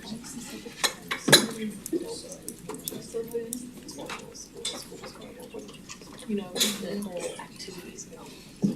There's so much. Yeah. This was great, thank you. Thank you so much.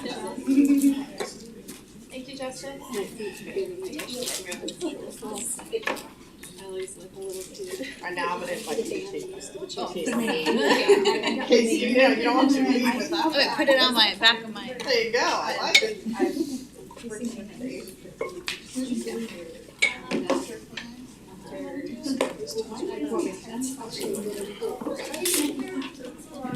Okay, in an effort to finish nearly on time, we're gonna take again just a moment to summarize a little bit of what we heard and then all finish with kind of some next steps and what we'll do with this data. So I'm gonna invite you to start. Since I always start to my left, I'm gonna invite Ken on my right to start. I'm just going to highlight 3 groups that we talked specifically about. One was families who English is not their first language, and ensuring we create opportunities and specific invitations for them to give feedback. And then 2 other groups that we talked about were special education parents, and making sure their voice is amplified and heard. And then a group that maybe people haven't thought about specifically is building leaders. They're the ones in their communities that are going to be affected by any decisions, so they need to have a big part of the process and be super informed on the process so they can buy into it at the end. Okay, building on that, I'm not gonna speak to the ones that you already mentioned. We started our conversation with students and families that are experiencing poverty, your McKinney-Vento students and families potentially, or across that spectrum. We also talked a lot about the fact that you are a little bit different than some other districts in that the percentage and the number of new arrival students, immigrants who are experiencing trauma, who have had significant educational gaps, and from a wide variety of countries, so you're also navigating language. We talked about the sort of need to deeply navigate culture, that it isn't that, we were pointing out the data of the educational and access gap in terms of your Black and brown families, but even in those families, the fact that they aren't a monolith, right? So thinking about the diaspora that exists in Black communities and in Latino communities and brown communities. And so needing to tend to that, we talked a lot about the care with which we do that. We also talked about kind of other social identities, students with gender, non-binary gender, your LGBTQ students, and then kind of some subtle nuances around, kids who are being bullied, right? Maybe not necessarily around a social identity, but thinking about who are those students that don't feel like they belong, and then the families that serve them. With a nuance to SPED families that we aren't just talking about physical disability, but neurodiversity and the spectrum of neurodiversity. And I'll yes and those. We talked about a lot of those same groups. And another group that we talked about was folks who don't actually have students in the system. And I think there was a clear commitment in our group that we really want to center student voice in this. And especially folks who are experiencing those barriers. But if we're talking about facilities, we're talking about bonds, we're talking about some of the ripple effects that these things will have in communities, that it's also important to, at the very least, provide clear and transparent information to folks who don't have kids in the system and engage them along the way as well. A couple other things I wanted to add is that we also talked about that there's some school communities that we want to hear from, and they would be school communities that were affected by previous scenarios in order to rebuild trust in those communities, but then also to hear from small communities across the district that could ultimately be affected by decisions, not just the ones that have been impacted by previous scenarios put out there, but all small communities. Okay. So I just want to, again, take a moment to thank you all for your participation, your excitement and sort of energy around this work. In terms of next steps, I gave my group a little bit of a preview, but we didn't come here just seeking a litany of groups, right? And I think the other thing that I would imagine was spoken about in all of the groups is this is more than just an invitation for those groups to participate, but it is a commitment to actively engaging them and meeting them where they are, in not just physically where they are, but then also in the means in which they are best engaged, right? So the next steps that we will do is we will work with district staff to kind of list who these groups are, try and figure out who are already some trusted connections to these groups in community, folks who we can use to call them together Because oftentimes in certainly groups that don't have a strong connection to the district, an invitation from a district or some random architect working for them isn't going to be the thing that brings them to the table, right? But then also thinking about what are the appropriate outreach strategies. In some cases, asking families that are working multiple jobs and have transportation issues to come to a meeting isn't appropriate. So are phone surveys or phone calls the best way to do some of this work? So we have a variety of tools at our disposal. Allison and I are able to navigate this directly in Spanish, which is an asset. And then being able to really think about what are those obstacles to participation, and what are the cultural contexts of that? In some cases, it's around food, it's around childcare, it's around protecting confidentiality and identity. So tending to all of that, and then thinking about kind of what is the feedback loop that we need to continue to build trust all along the way, not just for us, but for you all as a board. And so that's really our next process, is to kind of develop that engagement plan. And be thinking about, over the course of, I will say that this isn't something that's going to happen overnight. I like to say that this work moves at the speed of trust. And so we'll be doing this work over the course of the next 9 months to a year to really go out and listen to communities and then use that to inform the plans, right? As you were saying, Chair Perez, that this isn't something that, we're going to start with plans you already have. No, right now what we're doing is we are resetting and we are going out and we are listening to communities across your district to ensure that we're able to create the value structure that then we can use to evaluate any scenarios that are brought to you from that point forward. Anything else, Allison? And we'll also give you a summary of what you talked about today. So you'll get that so you can see what each other talked about. Okay. Yes. One quick question is, and I know when you make that plan, if we could just get to Carrie when you would be coming back to the board, so you can make sure that we're saving that spot for the updates, whether it's a work session or one of our meetings, to keep us updated on what's happening. So. You bet. Anything else? Any other questions you have for us? All right. Thank you again so much. Thank you so much for your time. Really appreciate it. Excited to be engaging with our community in this way. So thank you. Thank you. Our plan is to talk about our strategic plan metrics and then take a break. Is that okay with our? Okay. There might be cookies in the back when you take a break. So now we'll take a, yeah. We won't take that recess, but we'll keep going. Sorry.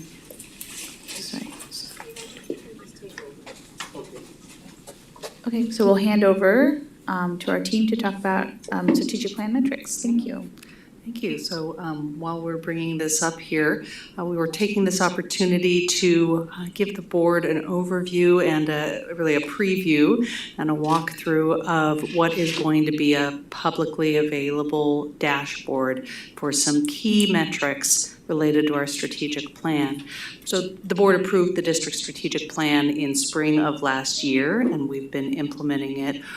We have a number of key metrics that have been selected that help to show or will help to show the progress that is made in improving well-being and achievement for our students through the strategic plan.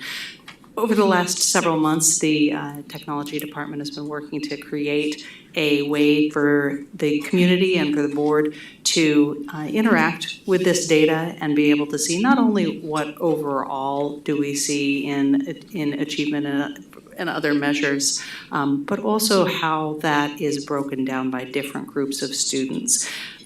And our Chief Technology Officer, Steve Langford, will walk you through this. Good afternoon, everyone. I'm sorry I didn't introduce you by name. That's okay. Steve Langford, Chief Information Officer. I just sent the board members a link so that if you have your device and want to follow along and play along at home, you can. In the boardroom. I have some extra devices, so if you'd like a larger screen, I can always bring a device to you, but if we're good, I'll walk you through what we have. But I do have some devices that are loaded up. Okay. Wonderful. So we're going to use a few minutes this afternoon to walk you through the application that we've created.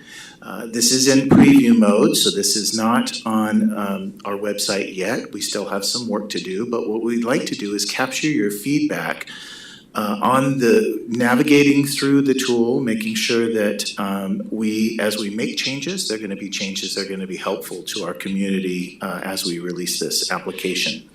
So I have it up on the screen. I'm going to briefly walk through the tool with you all. When the web page opens, it opens with the metrics on the bottom. So you see a series of buttons on the bottom that represent the metrics that we've programmed into the dashboard at this time: regular attenders, 3rd grade ELA, 8th grade math, 9th grade on track, 4-year graduation, 5-year completion, staff hiring and diversity, and staff retention. At the top of the application, there are the filters that can be applied. So right now we're on regular attenders, students who are regularly attending, and it opens to race, ethnicity, but there is a view for gender, students in talent and gifted, students receiving special education services, and English language learners. There are 4 years of data going backwards. The district average is you can see highlighted, and then, for example, on the race ethnicity, the percentages there are displayed, and then as you hover over, there is further explanation of how the percentages were calculated. On the right side of the page, there is explanatory text, and that's on every single one of the metrics, and we wanted to make sure that as we're presenting this data, we're describing the business rules that we use to create and display this data. So for example, on the regular attenders, the calculations are based on data in our student information system. And in that second paragraph, for example, we're describing the methodology that we use to calculate the regular attenders. If we were to move over to, so that the tool is consistent through the different metrics.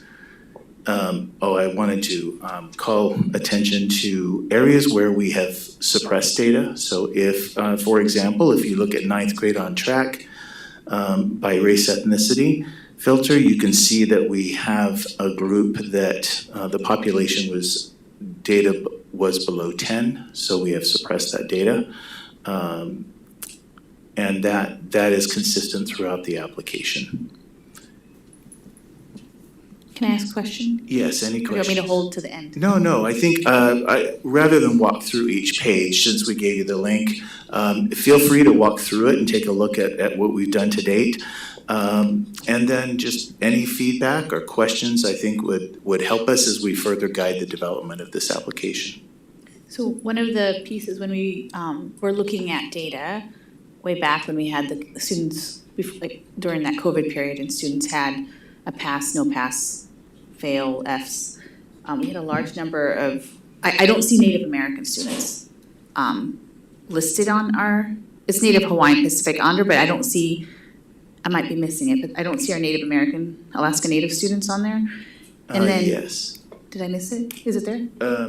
Yeah, it's American Indian Alaska Native is the first one. Okay, and then I know that our state data for our McKinney-Vento is always not good. So I'm wondering if we would be able to kind of have our McKinney-Vento as one of our pillars. And then for the ELL, it might be helpful, we've had data on our migrant students.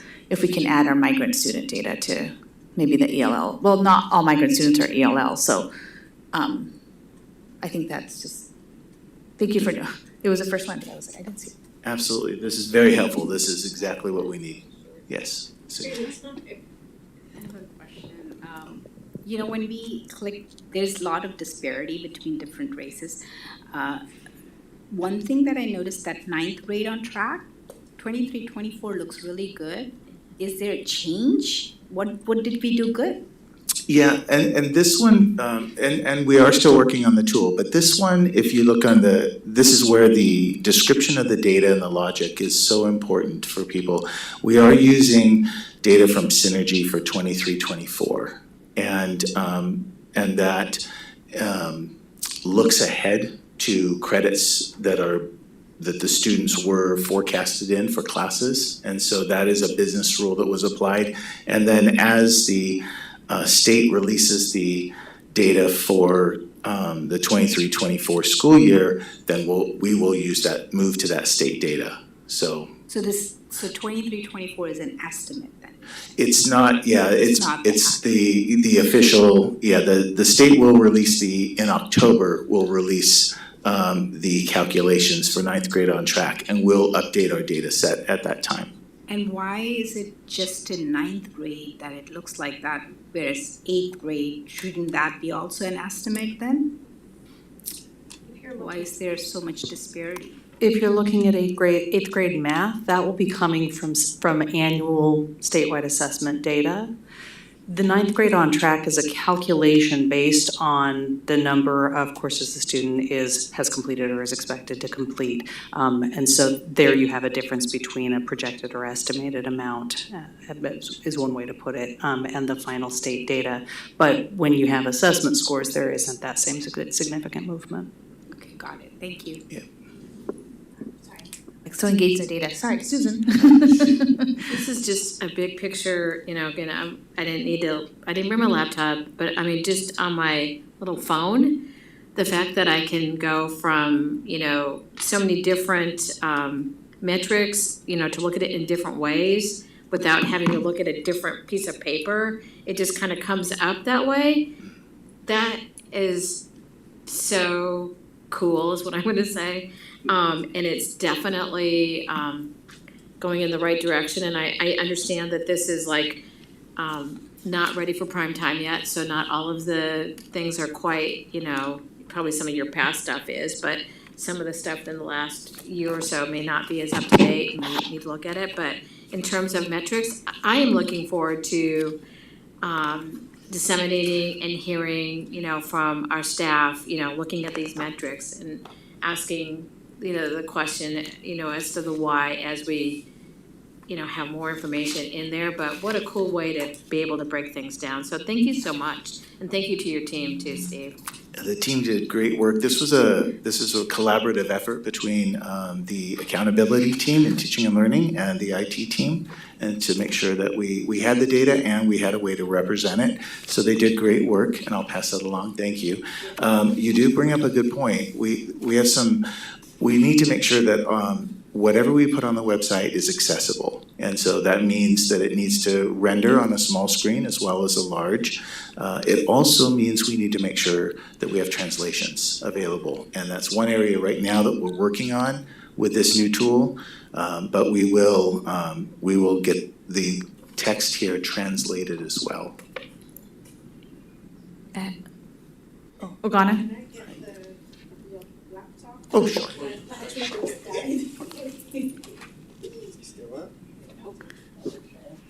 Another thing that makes it accessible to more of a broad audience is really making a point of having this be data visualization, where, I joked that I like tables of numbers, but it doesn't actually convey data to a large part of our audience of people who are interested in seeing the progress of how we're doing with our students and our staff.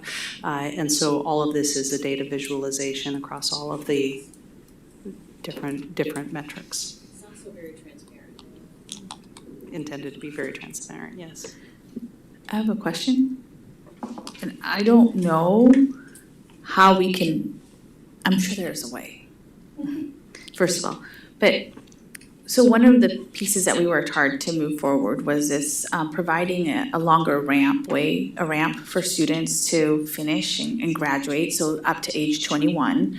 I know we have 4 and 5 year completion rates. And I know that we have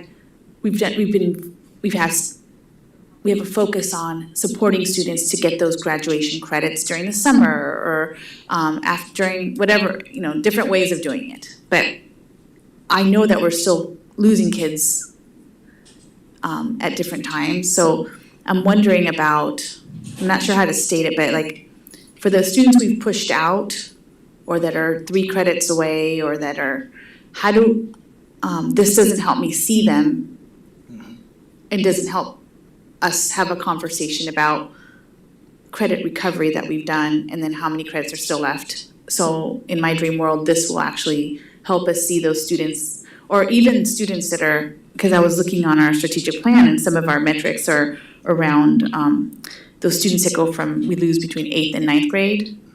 And then the ones that didn't quite graduate, how many of those are we actually tracking or supporting out of, I don't know, 100? I know the numbers are a little higher probably, but that didn't graduate with a 4 or 5 year, but are still in our system and we're helping them still. I don't know. So somehow if we could show that. I think you said it, and I think these are all great ideas to take back to the team and figure out how we can. Because that's something make that sure we can made a improve. policy around Yeah. to support, and I'm just wondering, how do we see that here? And you're not seeing that specific data point in these big tentpole metrics that Yes, are but not I'm all just of the like, yeah. metrics, but one place you do see some of that, a portion of that, is in the high school graduation and and completion, the 4-year graduation and the 5-year completion rates. Today, now, there was a change some time ago, and now Oregon graduation rates are reported in a more accurate and directed, transparent way, so that a student who starts high school in Oregon is tracked in that cohort, and the graduation rate applies to that. So you'll see those numbers change. Students who graduate on time with a regular diploma is in your 4-year graduation rate, but you see that those numbers go up when you look at 5-year completion, or it's a different group of students actually from year to year, but those students will go up the following year because an additional number of students will complete their high school outcome, their terminal outcome, whether that's a GED, modified diploma, regular diploma, in that 5th year. So you see some of that progress. You don't see it beyond the 5th year, so that's well taken. And even like with 5-year completion, with what you described made sense to me, that was helpful. I know that as a state, and I don't know our numbers, but we have specific groups, some groups of students that are getting more modified diplomas than not. And oftentimes those are connected to some of these different groups that we have above, whether it's race or, usually it's around race, ethnicity. Actually, it's usually around ELLs. And so that's just a wondering I have as well, like, how can I see that in this data?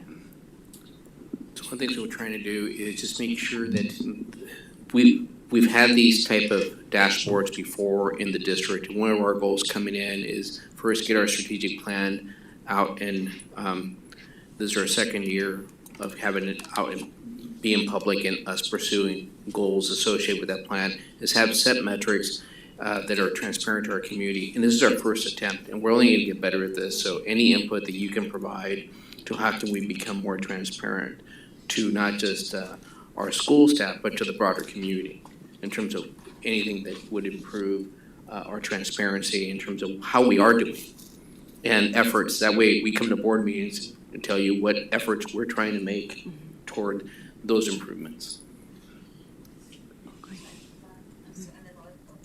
Ugana and then Melissa. Quick question that I have on the 5-year completion.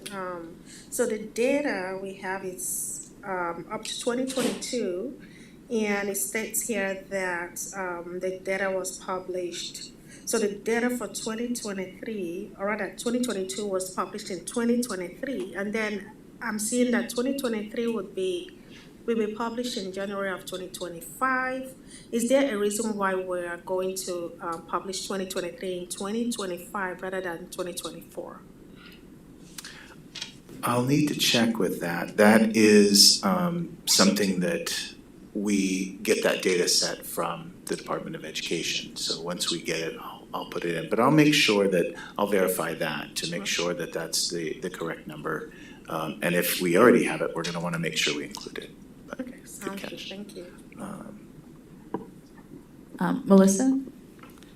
Thank you. I want to just reiterate that this is a very useful tool. It was very easy to navigate. It was a lot of information, but it was presented in a way that was very easy to understand. And I appreciate the sentiment that this does tell a story, and our students are behind these numbers, right? And our staff are behind these numbers. So the intent is to use this information to help us bring all of those bars up, right? We don't want any dips. We want them all to be in really thriving spaces. So I did pull out the strategic plan, and I'm like, well, one of our things was all students are passing language arts and math classes in 6th grade. So I went to the bottom and I'm like, well, where's the 6th grade? So I'm assuming you're expanding this as you go through, that this is the, what's the testing model? Is that the beta? Is this? Right, this is the preview, and Okay, yeah, preview, this okay. team will continue to work on it, Okay. and get this ready for release. But it was very important to capture your feedback as well, in terms of as we're building out features, what are we missing, and what is not intuitive, I think is important.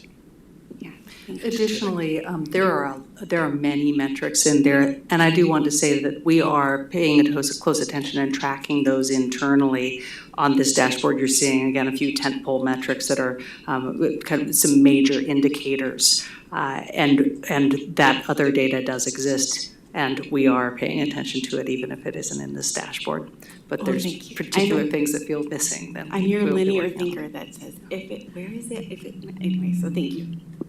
I'm looking at, Gustavo and then Tammy. I'm looking at Dr. Cordy because we do have internal metrics that we have a lot of data, and we're trying to get better internally of how to leverage that data to ensure that we're on the right path toward a solution. This is outward facing data. We have a lot of other data that we have that guides our actions daily.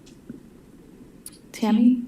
Thank you, and it feels intuitive right now, and I think it helps us see disparities, but I share that question of what are we missing, and I guess my first thought goes to Shelley Reggiani. Thank you again for joining us, and I hope that you're part of the team that's looking at this, and really looking forward to your input on this and many other things, so thank you.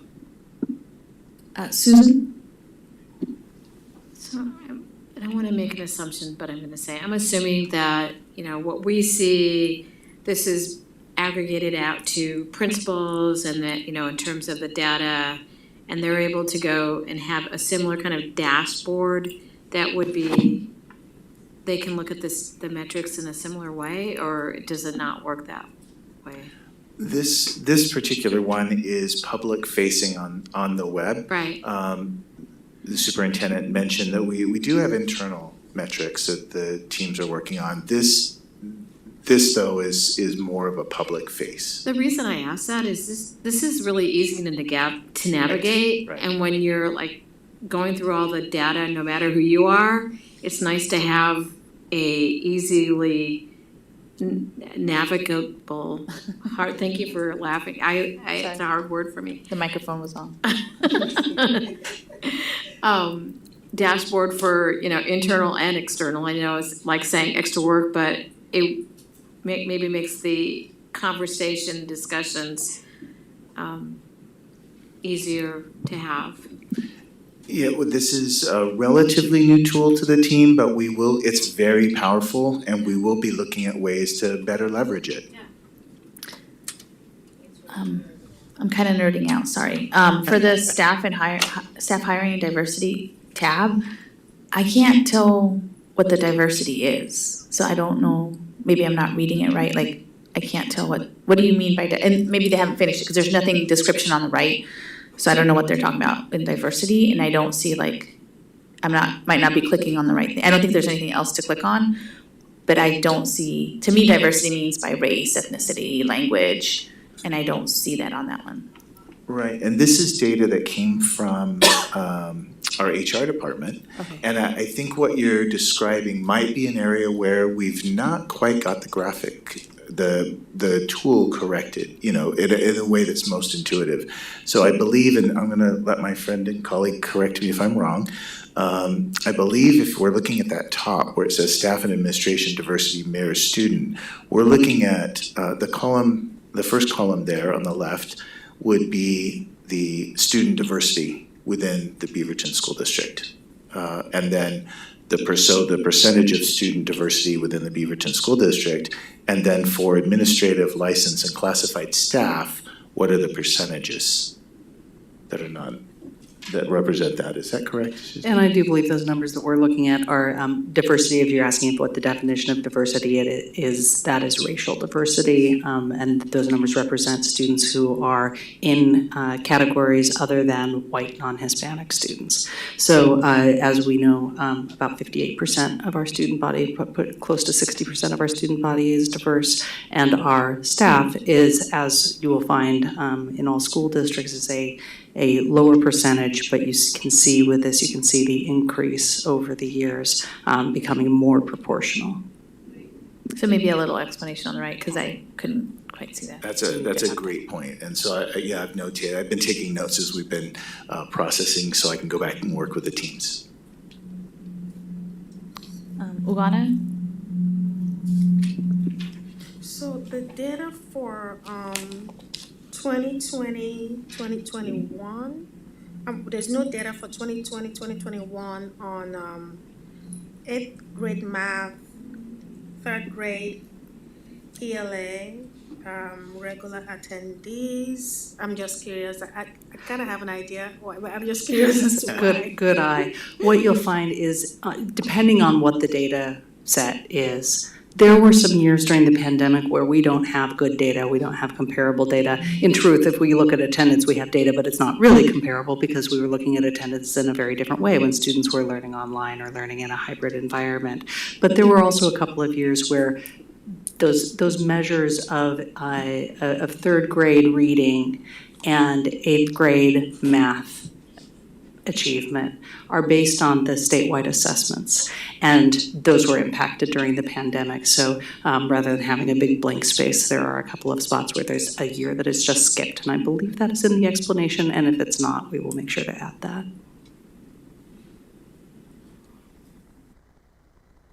I think we're at time for this, but if anybody, any last questions? Thank you so much for putting this together. Oh, sorry, Sunita. You know, when I'm looking at any of the tabs below, like 3rd grade ELA, does all the difference you have, does that equate to 100%? And then the black one is all students? Because I'm looking at it and 22, 23, all students is only 21% who are performing at that level, but everybody else is performing higher, so then there must be a segment that's not in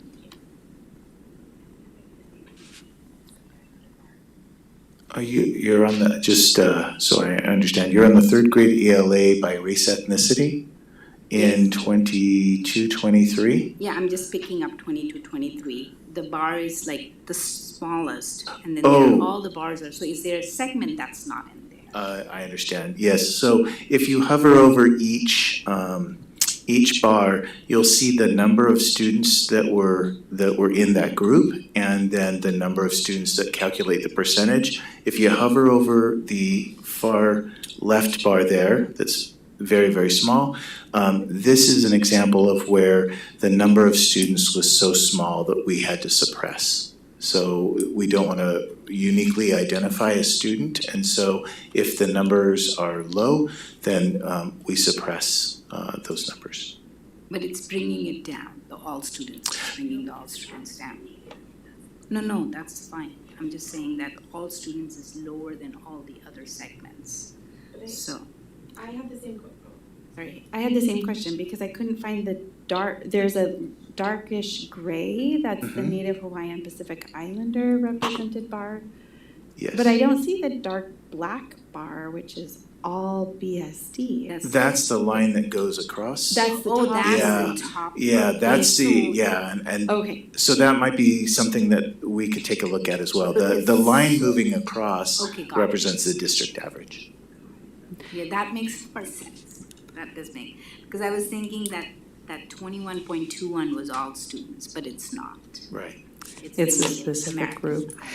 And if I understood correctly, possibly a question there about that one little bar over on the left where there is just a line at the bottom where there was a very small number of, I believe, American Yeah. Indian Alaska Native students, where that data, we say it's suppressed. And you'll see the same thing in state data reports, where there's a small number of students in order to not individually identify students and their assessment outcomes or this other measure. That data is suppressed. It should still be showing up in the all students. It doesn't just go away. It's just that it's not displayed here because it's too individually identifying. Yeah, that makes sense, because I wasn't looking at that line as all students, I was looking at that bar as all students, and it didn't make sense. So thank you for clarification. Just a detail on the third grade ELA, the far right orange doesn't have the white thing, the number percentage, but if you click on it, it gives you the information, and on the eighth grade, the orange boxes don't. Eighth grade, where am I at? Sorry, eighth grade ELLs. Like the boxes don't have that percentage, the little white box that all the other ones have, but if you click on it, it gives you the information. So there's some missing for third grade, eighth grade. but Thank you. That's a little. That's a good catch. Justice, I'm so sorry, do you have any questions? Or anything to add?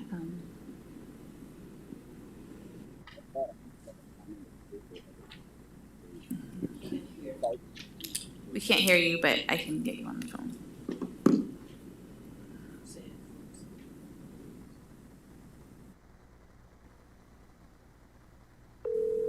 Oh, sorry.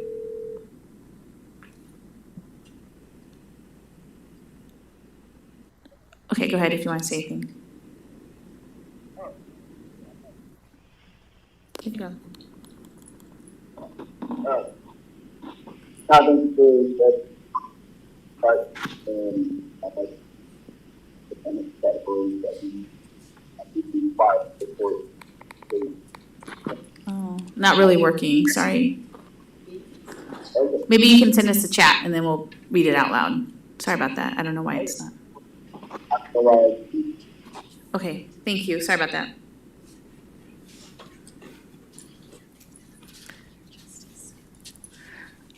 So our first attempt is this, and please provide us more input in terms of how to improve this. And again, it's only gonna get better, so thank you, Steve, and the whole crew for this, so really appreciate that. Thank you. And we can go to a little break, and then when we come back, we'll read the chat from Justice if he wants to put something in the chat for this particular topic. Sounds good. So I think we're gonna stop. We'll take a recess before the next part of our retreat. It's currently 2:36. If we can come back at 2:45.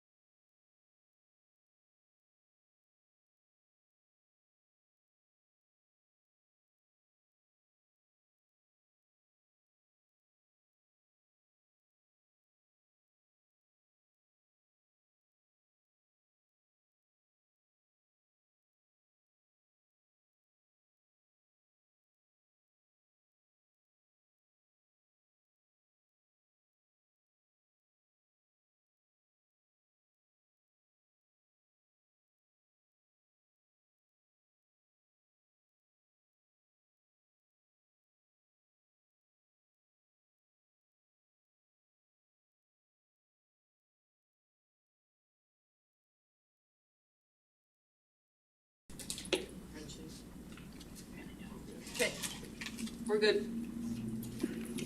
And I think Carrie was gonna put the presentation up. Yes. Let's see if she ran. Okay, we're gonna just wait a minute to get the presentation up and then we'll get started.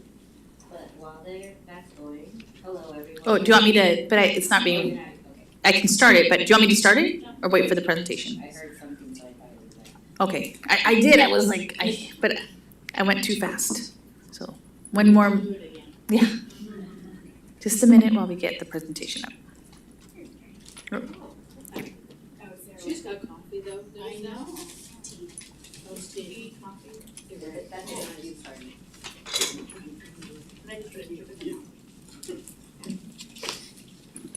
Okay, so that's the real one. We're back from our break, resuming at 2:52. So we'll now discuss some board work. We've asked Erica Lopez to facilitate with us again.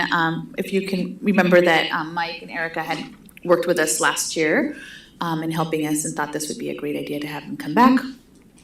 So thank you, Erica, and we'll hand over to you for our discussion today. Or I guess we're gonna review board work agreements and look at some board goal setting, so. I'll go through the agenda for you all in a second. We might need you to use one of the microphones right there. Thank you. I'll go through the agenda for you all in just a second, sorry. So hi everyone, America, I'm back. Nice to see you a year later. I'm really happy to be here and also really enjoy just watching you all in action. It's really great to see like counterparts and like the presentations that you have and the questions that you ask. That also just shows like so much growth from last year to this year, so I'm really happy to be back. So we have a couple of things today. We're gonna do an activity and it'll be just a team building kind of activity with the people in the room. We're gonna look back at where you all, the conversations that you had last year and the things that we wanted to touch on. And then we're gonna look at the working agreements that you all created last year and have a conversation around how did they work? Was there something that was missing and was there something that needs to be wordsmithed? And then look at the work agreements. We'll do roles and responsibility, a little recap on that before we get into your board goals for 24-25. So some of the outcomes, of course, with team building, it's always about building connection, and that's really hard to do when you are always doing business. That's where you come to the board meetings, and so there's very little moments and times where you get to do things that build connection with each other and build that harmony and team. And so that's what the goal is for our activity. We also have our goal for the working agreements is to recommit to those working agreements, making sure that they're working for you, and then revisit the board goals and responsibilities so that they can create a framework around what kind of goals you want to draft for 24-25. Okay, so the first activity. So you have a document there that I gave you, a worksheet, and I don't know if Justice also has one that was maybe will be sent to you if it hasn't been already, Justice. And in this document, I'm going to give you a few moments. And what I want you to do is to list the 5 words that really resonate with you from that list that represent what's important to you in your professional work. So professional work, yeah, in your professional work, because this is another segment of professional work, is the board work. So in your professional work, what of these 5, choose 5 words from that list that really represent what's important to you. Doesn't matter what color. No, it doesn't matter. I know. I like them. It was just for making it look nice, but it doesn't matter what color of it. And I'll give you just a couple minutes for you to mark those words, and I think I handed it to everybody. And then I'm going to put you into groups.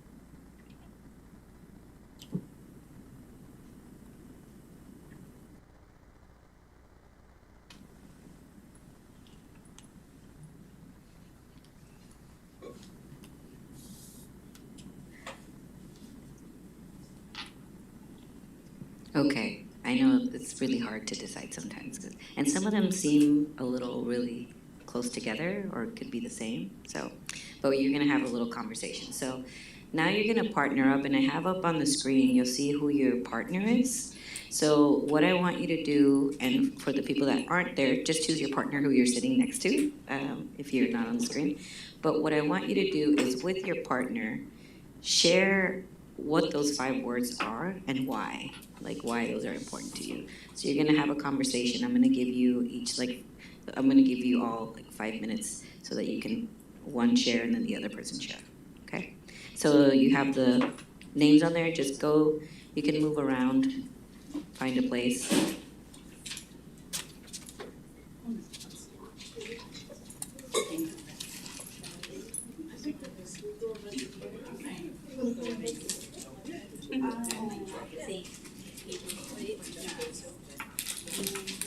I know, right? That's good. Did you have the big special cleaning? Yeah, that was like, I looked up 820 calories. Work out. That's right. Yeah.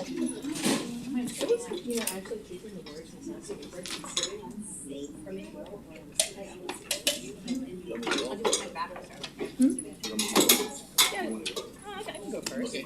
Okay, so my first one was challenge. And then I'd like to be intellectually challenged, so I assume that's why I chose that. Yeah, I didn't. Respected, supported, and trusted. I chose, from the list, I chose 5 words. The 5 words I chose are attention, appreciation, Understood, trusted, challenge, helpful, and confident, so hopefully that's, the reason I that's chose the expectation. regards to professional life. I mean, Always confidence on In you is my helpful, profession, trusted, you be trusted, to be able to get anything I'm done. always finding myself in Understood, the only be able to person of color collaborate or with the only difference, because everybody that I know there is a difference. Everybody chooses to be in that's the part. medical profession. So I am one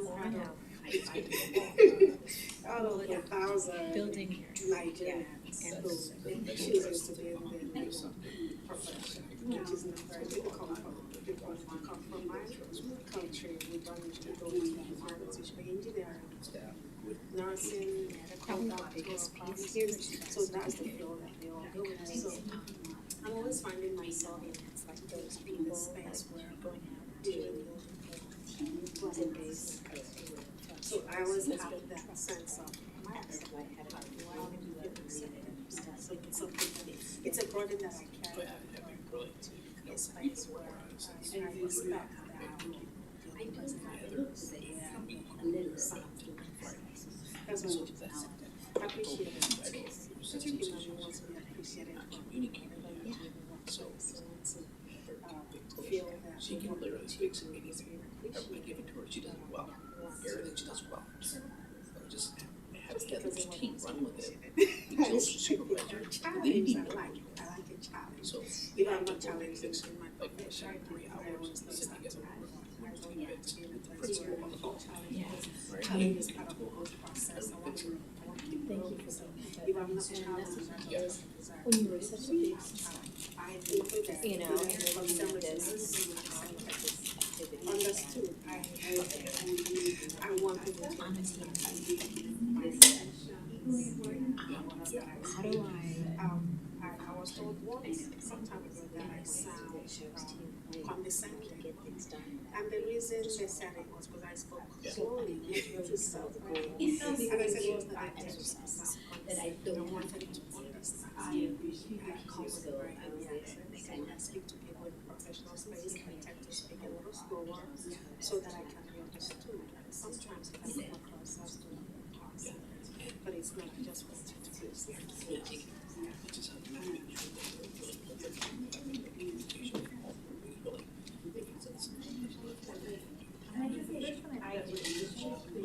Right.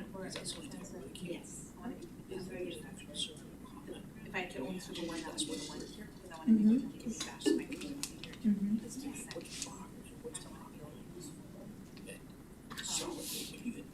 interested because I try to which positionality I have. And it's important to me that people trust what I'm saying and doing that. Yeah, so that's where trust comes out as my second.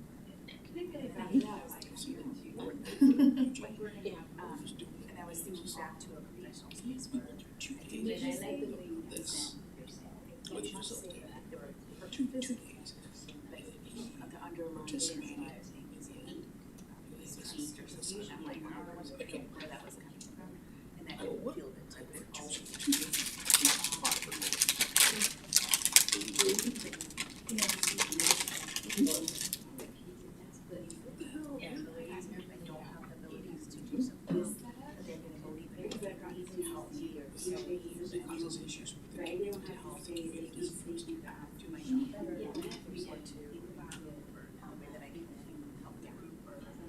So maybe always in groups, so that's what I think about women, not necessarily I want to put a position or whatever, no, it doesn't come from that approach.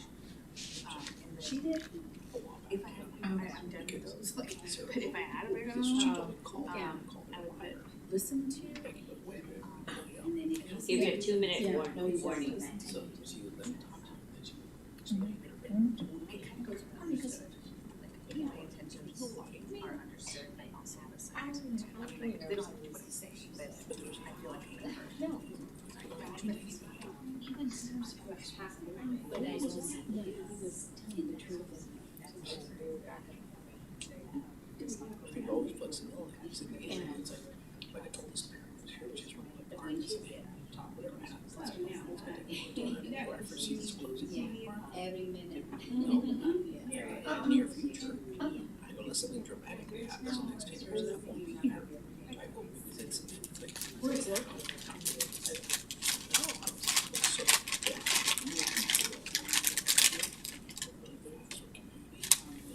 Unnecessary stress. The other part is and then they advise. They love it. So and again, all of those then also set up households. Things right. I'm curious about like if you're gonna do this right. Yeah, it was like, We buried it out.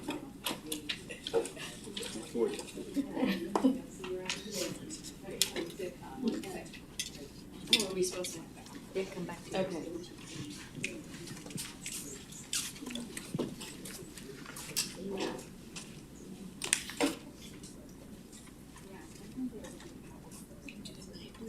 That should go well on the day. Oh, and not that this is gonna take me meetings, but I do, it's just like, and it's terrible. Now I'm having sugar crash. I know, I'm really tired You have 10 more seconds to wrap up and come back. Bye, Sarah, See ya.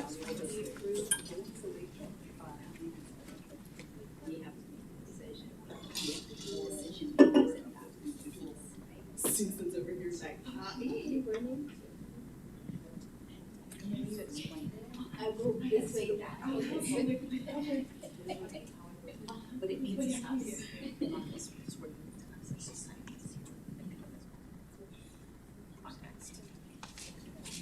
Okay, everyone. We're gonna come back.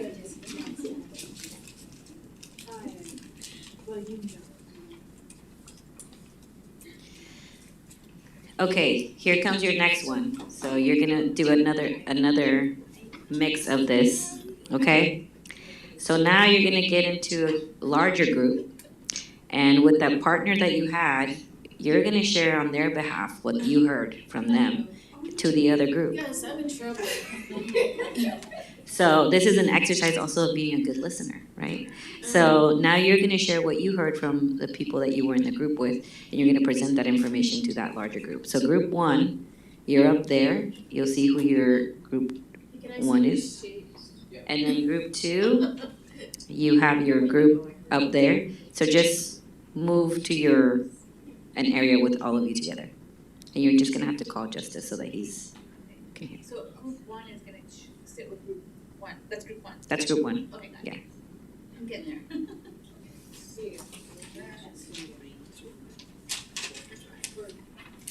So you're all over here.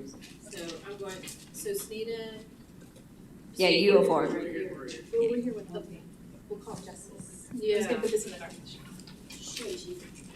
My good listener.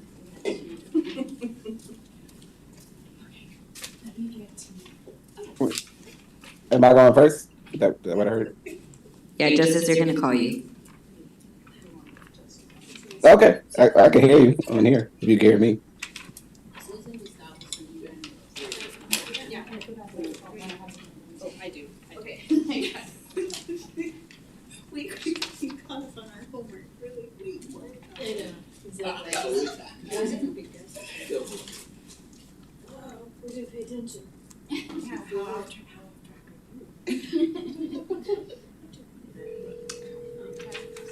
You have to tell them that. Oh. Oh, sure. Just a little spot on the other side of their room.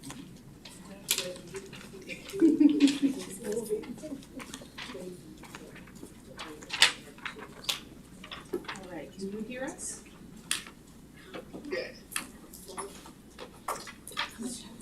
Trusted, understood. Erica. How much time? About probably 7 to 10 minutes.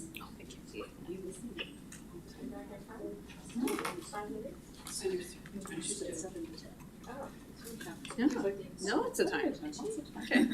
So Justice and Tammy will. Sure. Justice, can I recall a couple of yours? This is hard, because I think for me, I was like telling mine and listening to yours, and they're all kind of muddled together.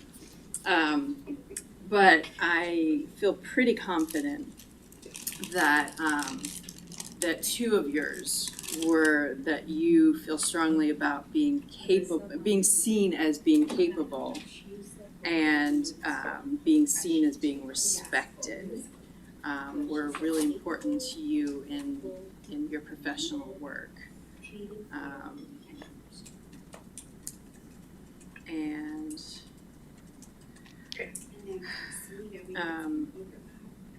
are we, is that sort of the gist?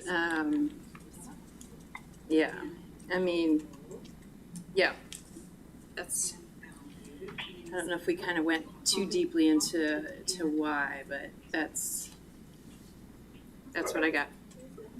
Well, the one that stuck with me the most was about being respected, especially given my profession, and how that experience there.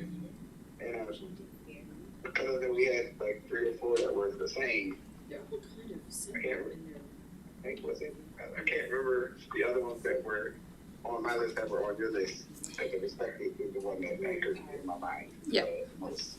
So, same. So stay there. Yeah. It's interesting if one of these is. So we had a group of 2 justice, we had Ghana, Carrie and I, or a group of 3, can't count. And I remember for Ghana that in her profession, being one of, the only Nigerian in her profession.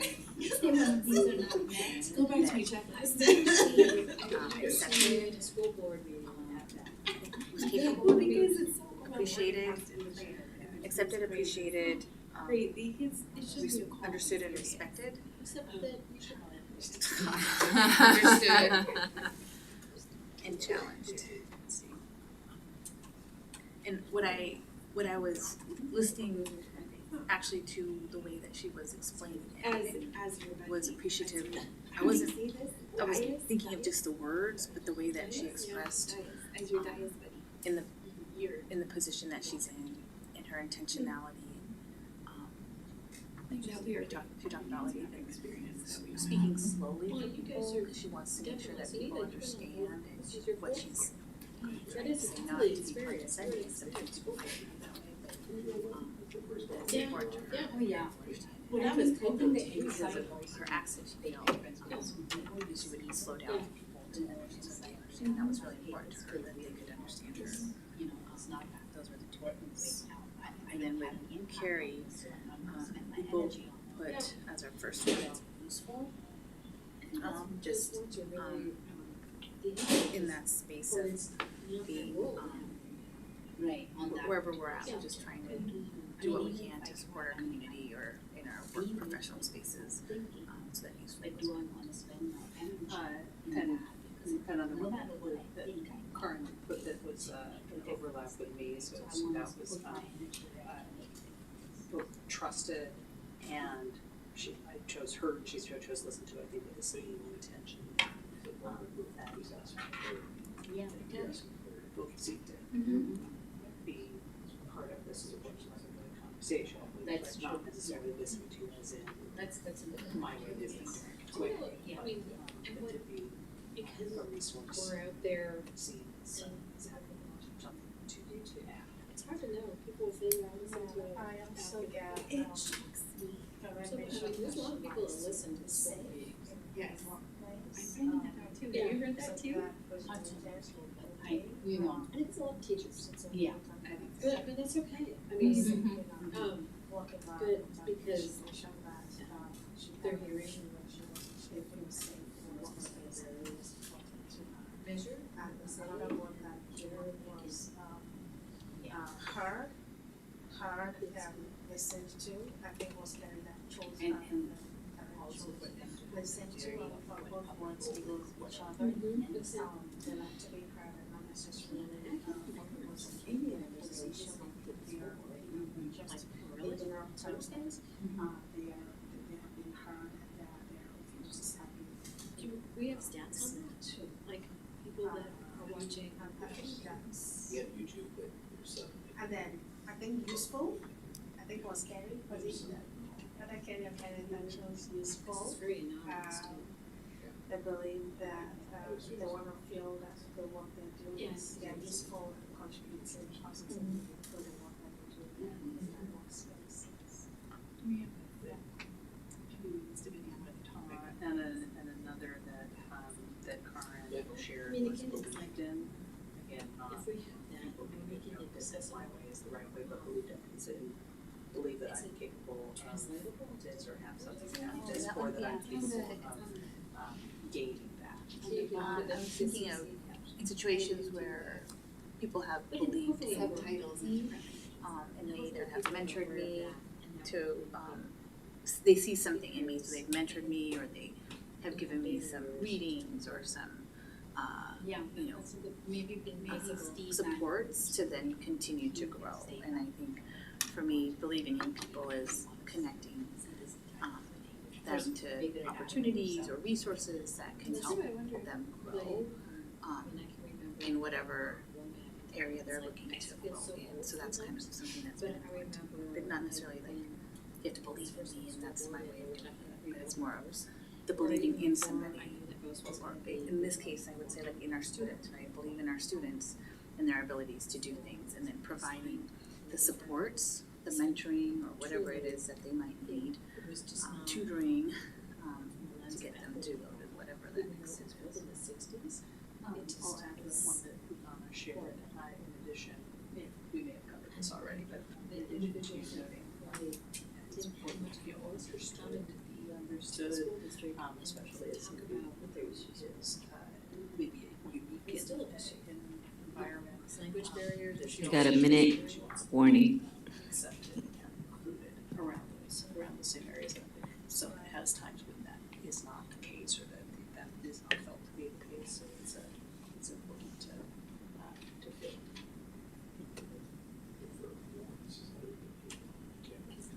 I could be wrong. I think we might have all put respected.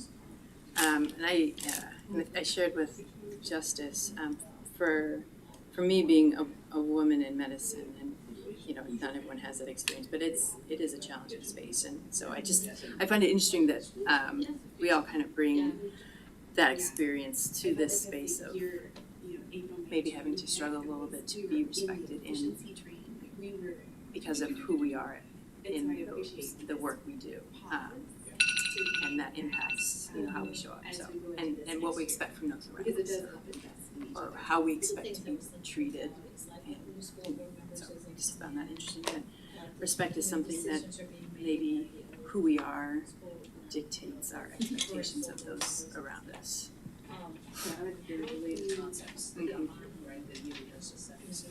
I'm gonna have you guys start coming, making your way back. Yeah, a lot of the same, yeah, a lot of these words are very similar. Maybe like the difference between respect and trust is trust. What I mean by trust is that it's something that's earned by my actions or by what I do or how I do, and then people would trust you or not, and then you would continue to work on that, or I would continue to work on that. In my experience with respect, it's a little bit different in how I've experienced it than trust. You were Respect is important in the sense that when people feel disrespected, it doesn't feel good. I was thinking about processes. Group 1.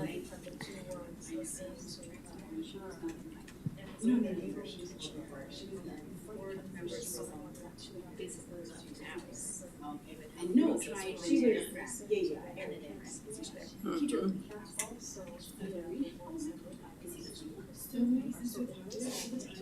He's like, is this fun? And we like to a public, he's like, no, there's nothing about this. He's like, oh, come on, this is the reason. I've never seen him more positive.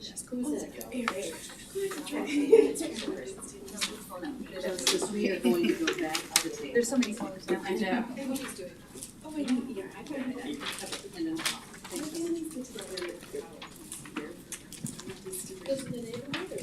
well, no, just because when I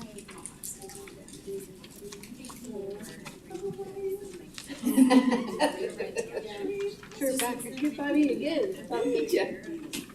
Okay, so now we're gonna have just a really fast lightning speed share out so that you guys can just tell me. I'm gonna mark on the board because I wanna see what are the words that maybe we have more in common as a group collectively.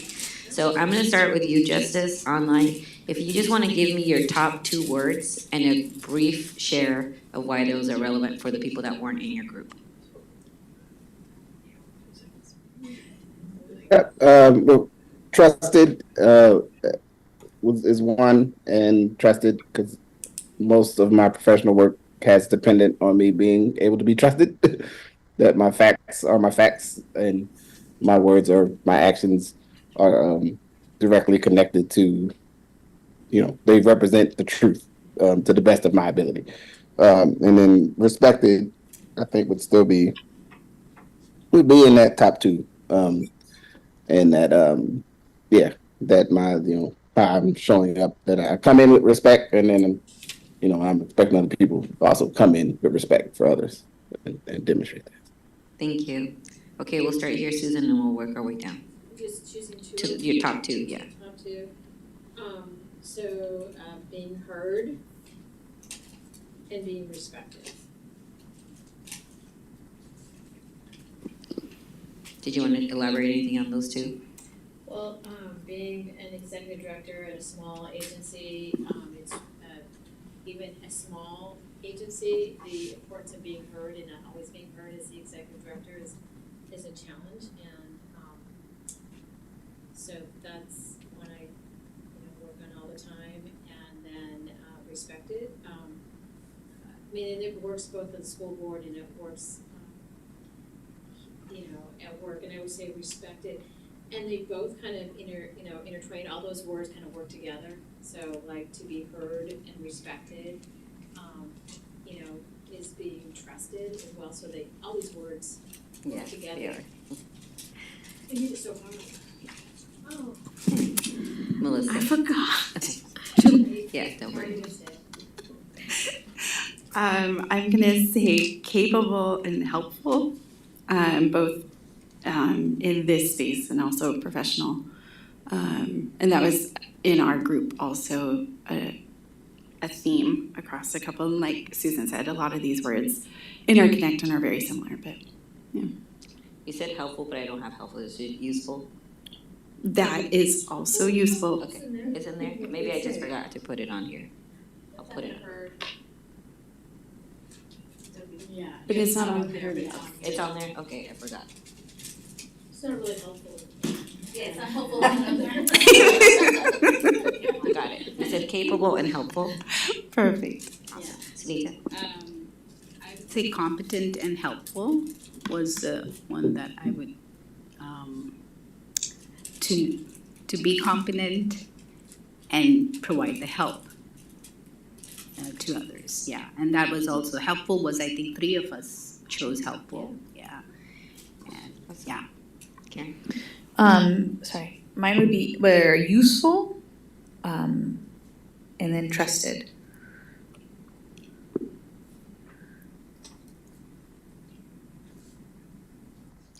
Okay. Well, the useful part was the things I choose to do are things that I intentionally choose to do to give back to my community, or in my workspaces. I want to make sure that I'm supporting people, and it's my contributions are useful to the good of the whole, to the good of the work.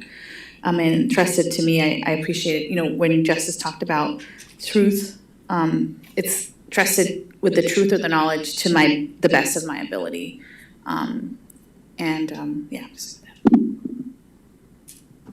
So I chose, me? Oh, I'm sorry. Mine are trusted and competent. Sorry. So I chose the accepted and understood. And I chose those 2 words because, like I shared with them in my professional space, I always find myself being the only person with an accent or the only person that is an immigrant. And I always have that burden of, am I accepted in this space, And then understood also coming from the fact that I also have an accent. I want people to understand me. And sometimes they think I am being condescending when I speak slowly, but that's not the case. I just want you to understand me. It's very important to me. I struggle when people keep saying, say that again, repeat yourself, repeat, when it's easier for me to speak slower, right? But when I speak faster, you feel comfortable, you feel better, but then you're asking me to repeat. But when I speak slower, you think I'm being condescending. So which one is it? Choose. So I'd rather speak slower so you understand me, but most times they just feel like she's being condescending, speaking to us like we are dumb, but that's not the case. So it's very, very important to me that I am understood. Thank you. That's wonderful. Thank you. Danny? My 2 were useful and respected, and both apply both places, but I'm thinking primarily about my professional life as a physician, and useful because I do feel like, the work I do as a physician contributes to the health of the individual patient, the community, and that sort of thing, and that feeds my soul to take care of patients. And respected because being a woman in medicine has been challenging from my early days in medical school, and I can't say it's gotten better in the 25 years I've been in it. So you work really hard to earn respect and keep respect. So that's really important to me. Awesome. Thank you. Carrie? My top 2 would be useful and trusted. Whatever the environment, just useful to moving forward our work. I think one of your presentations before, somebody said that you can only move, that you'll move at the speed of trust. And that is actually really, really true. Like, you're not gonna get really far if you don't trust each other or trust the work or the information. It makes it really hard to work together and move forward. This is an exercise that was done also with students. And I'll give you the students' their top word was actually forgiven. They want to be forgiven when they make mistakes. So they know they're going to mess up and they want to feel forgiven by the adults in the room. So I thought that was really nice.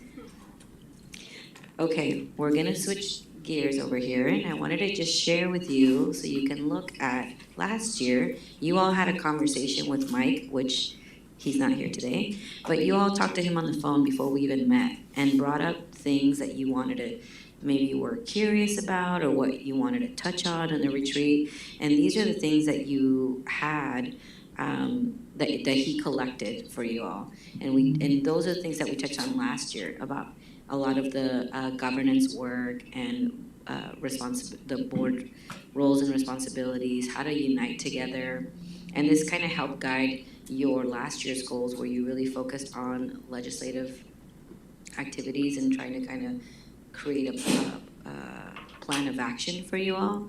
So I also wanted to bring this up as a reminder for you all. Last year I touched on how when you come together as a team, you start in this forming stage, and it's very pleasant. You talk just surface level conversations. You don't really disclose much about your personal self. As you get into the storming, you start kind of pushing and pulling with each other. And one of the reasons I talked about storming a lot was because your working agreements are really kind of the rules of engagement of how you're able to function in this professional space with each other as you're storming, which is totally normal, but it's also where there's a lot of conflict that arises when groups come together. And every time there's a change, like if you add a new person, you go back to the beginning and you have to start this cycle all over. And my goal is, as you all keep doing this work together, you'll move from storming into norming and performing, which is when you get to really achieve really big things for your district. And as a board, you really push, especially with the strategic plan that you have. Like that's a big air body of work where you really, as a board, need to be at that performing level. So one of the things I wanted to show, and actually, is it not on here? I had one more slide on here. But it's just a graph that shows that if you stay in this storming, your performance as a board, the ability to achieve and get things done is really low. As you get into norming and performing, then you actually start achieving more. And sometimes that is the trap that happens is you stay in the conflict and you don't go outside. And then if you're in the conflict, you're not able to actually get anything done. The other part is that a lot of times we also tend to stay in the forming where we don't want to get into the conflict. So we keep at like pleasantries and we don't really get into that deeper knowing of each other and disclosing things and talking about, because we just don't want to get messy. And again, you're not going to get to that performing stage and achieving things together. You have to kind of go through this wave of activities, right? So our next exercise that I have, I'm going to hand out a copy of your working agreements. And one of the things that I want you to do is talk to each other about how it went this last year, how you feel your working agreements served you or not. If you want to just grab one and pass it down. One of the things that is really hard, and I think it's probably one of the hardest lessons to learn, but also to accept, is that as working, sorry, am I going down? This is back to that quote that I said that relationships move at the speed of trust, but social change moves at the speed of relationships. And your ability to have really good working relationships with each other is what's going to help you do this work really well, and for the benefit of your community and the students that you're serving. But one of the things that's really hard, and it was a hard lesson, I think, as individual board members to learn and accept, is that as a single board member, you are only one vote and you really have no power. You're not any more powerful than a regular citizen in your community.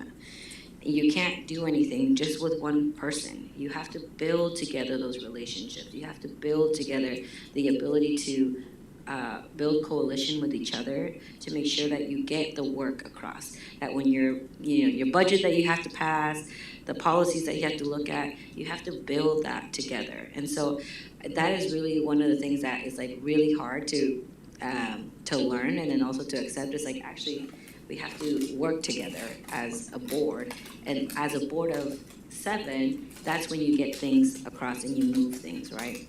So what I want you to do is maybe not with somebody that you worked already earlier, maybe partner up with somebody new with, and this is just for board members, so you have a group of 3, you might have a group of 3, but just talk to another board member about how did you feel that you were able to work with these working agreements that you had? How well did you abide by them? Is there things that you think needs to change? And do we feel like we can recommit to these same agreements? Also, unless there's some edits that you want to do or wordsmithing. And then we're going to come back and share together, and we'll be able to do some note-taking if there's things that you all are suggesting when you come back. Okay? Call them on the phone, yeah. So maybe, yeah, you guys want to work together and you work together? Yeah, one person will have 3. Yeah, if you want to just, Justice Karen's going to call you, so you'll be with Karen and Melissa.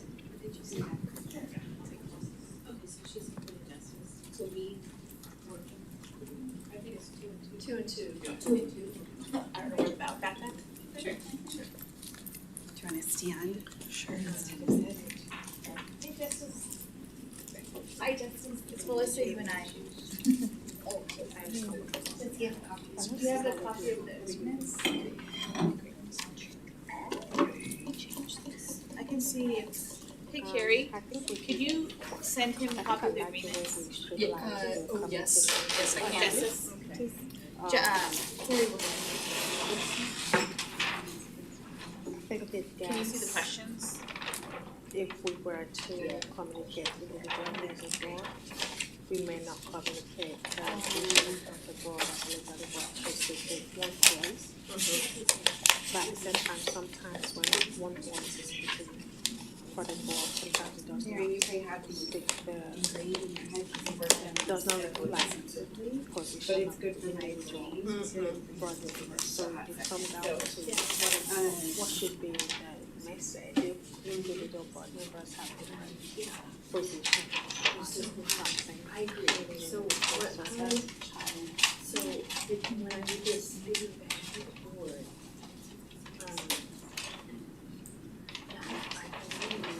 I that's what we say, and say the should have happened. There's phrases in this that I needed so or different parts.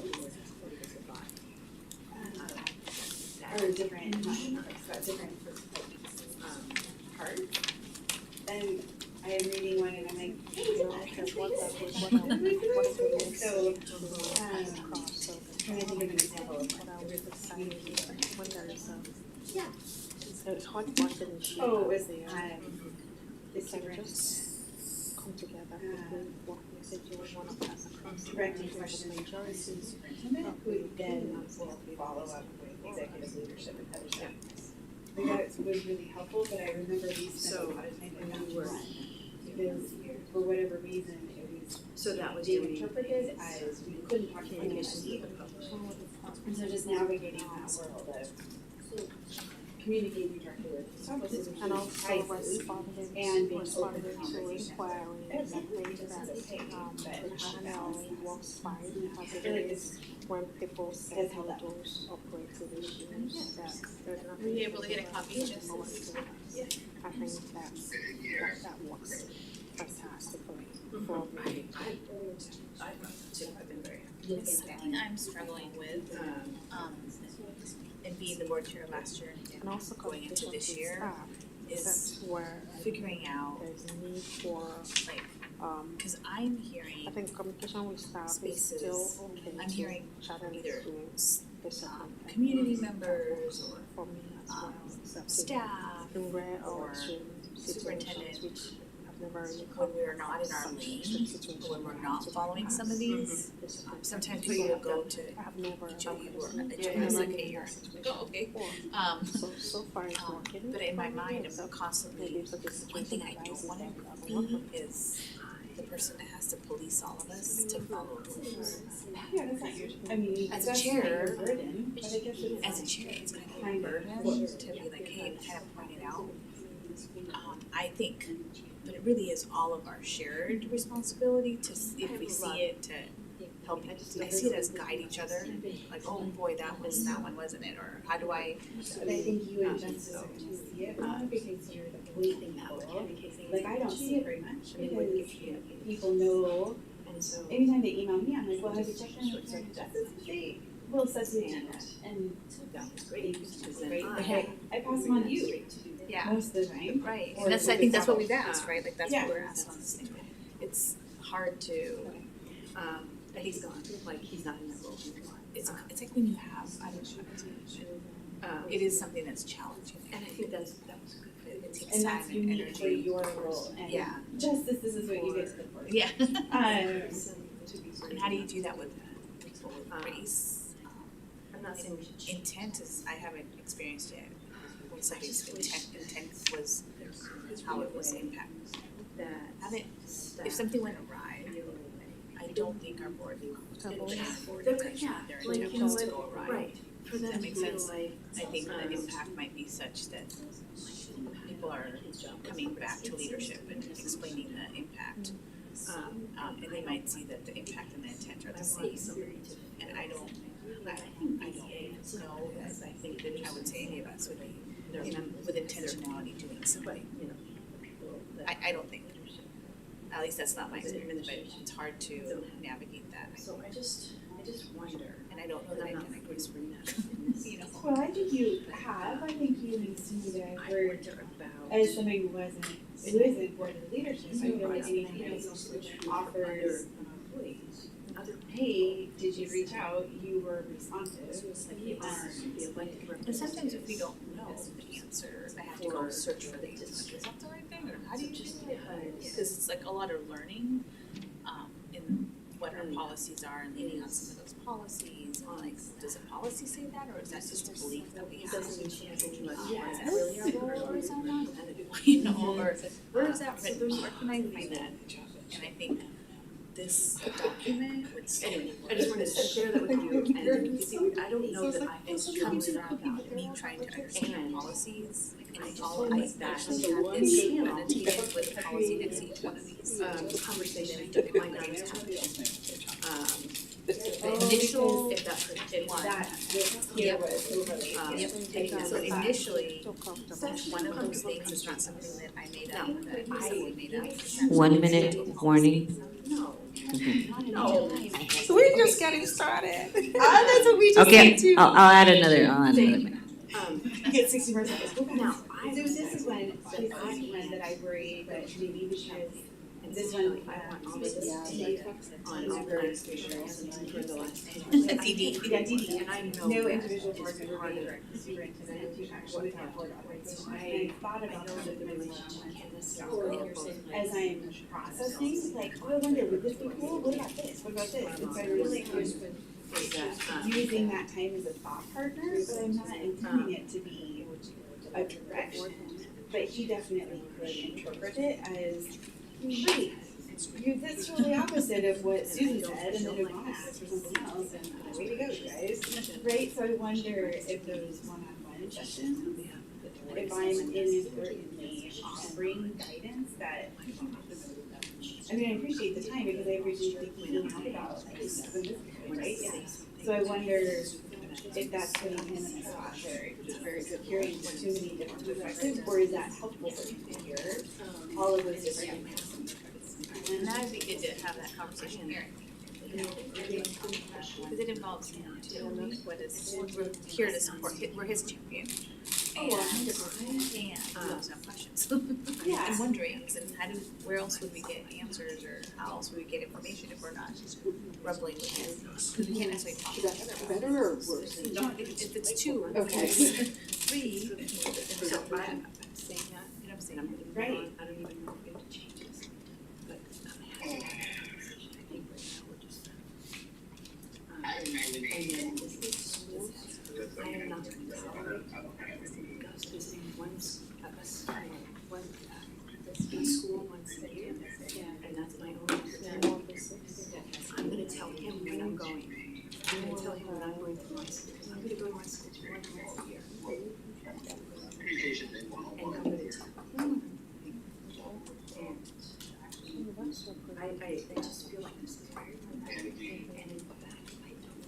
share at that time? I understand that it's With the school board everything. but maybe we can, instead of when you're saying supervisor, we can say, you know what, it's disruptive to the school, you have a little school. Because I'm wondering, I have, Or what would be most helpful, or whatever it is. and I don't know, Justice, what your thoughts are, but like, what would be most helpful for the chair and the vice chair? How do we engage with things, like who should be talking to? You know, like, because we have them, like, but they're not next to our nightstand, we're not looking at them every night, like, I don't remember every single one, right? No, that really clearly refresh my memory. Right, so there's so many things, it's hard to remember every single one. So she doesn't say directly. And it's like, we're all adults, you don't, No, so what I do is but anyway, I don't remember all of you all pointing out to me too, you know, like, it's not something I have to still go and I will be there. I don't think because there was this visits to school, I don't know if you remember this, but the original statement was anytime you're going to a school, please notify the superintendent. Well, poor Gustavo got like 25 messages and emails from me in the first week because I had football and pickup and then this and then like every time I was going to school, it was getting. All right, everyone, if we can start wrapping up our thoughts and coming back. So this phrasing is so much better. Anyway, some of this is making me proud that we did a lot of good work. And then I also yeah, what are the implications for this? How is this working? Because the goal of this is to guide our work together. Like, are we all feeling like we're well heard and responded to? And then also, are we supporting the so, but, I didn't repeat this conversation. Useful to your work. But that's really good news, so that's exactly, that's of what we're trying to do, right? Like, All right, everyone, let's come back and then we'll share.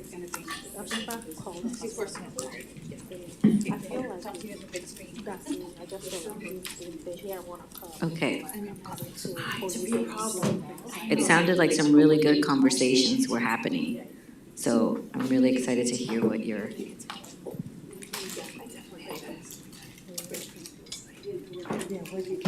Do you want to? That's, I don't like to. All right. So let's start with the team that had maybe Justice online. Do you guys want to share? I think she was saying Justice. Oh, yeah, whoever wants from the group is fine. Justice, did you want to share first? Or No, he's pointing pointing at at you. you, Go Melissa. ahead. I saw Go that ahead, video Melissa. pointing at you. You can't hear him, that's Okay, so wave if we're saying the wrong thing, or give us the sign. Or text us. Text us if you want to add something. And Karen, please, I invite you to, because I'm sure I'll miss something. But when first, I had to refresh my memory on, it's been a while since I'd looked at these. So what a great opportunity to revisit this hard work that we did to learn how to communicate, right? So in essence, I was trying to reread this thinking, this is our agreement so that we collaborate well and so that we can support Gustavo in his work, right? Like, those are the two goals of these agreements. And it made me laugh because there were some that were super contentious when we first had the first draft. And then there was also some that led to a bunch of inbox and text messages to Gustavo, because I remember last year, there was something about anytime you visit a school for any reason, let Gustavo know. Well, within a span of 6 days, I went to my kids' schools 26 times. So we had 26 text messages, and he's like, yeah, I don't think that. I mean, it was great feedback of, okay, so the language, anyway, so I was proud of us for working through the language that helped us be effective and honor the intent of collaborating and offering no surprises, right? We're supposed to collaborate with each other and support the work. So anyway, I was really proud of us for working on this and really appreciating the opportunity to take a look at it again. What did I miss? Could you share the one-on-one part? Oh, yes, this is one. Is the, I can't remember which number it is. Was that the DD? Yes, DD. So the way that we are functioning right now, so section D, subsection D, it says no individual board member may direct the superintendent to action without board authorization. Well, Gustavo meets with us, each of us one-on-one regularly or once a month. And I love those opportunities to connect, and I appreciate the opportunity to geek out about stuff like, oh, wouldn't it be cool if, what do you think about this? And then I was thinking, I was rereading that going, oh no, is he thinking I'm trying to direct him when I'm really trying to just like be a thought partner and use that time to think things through and celebrate and collaborate? And so just making sure that we're using that time as a collaboration, because I can only imagine that he finishes his time with me and it was like, wow, that was a lot. And then goes to Susan and was like, well, that was a lot, and Smita. And then by the time he gets to all 7 of us, he's like, good gracious, come on. Like, get on the same page, folks. So I just wanted to make sure that I want to respect the time with Gustavo because I appreciate it so much. And I want to make sure we aren't burdening him with all these inputs from different directions. I don't know if we lost. Yeah, screensaver. Justice, but- Lost Justice. But thank you. I think Password. yeah. Go ahead. I was gonna say while we get Justice back. There it is. She's got Okay, it. Justice, what would you like to share? I mean, I didn't have it. I think largely the working agreements have been functional for me.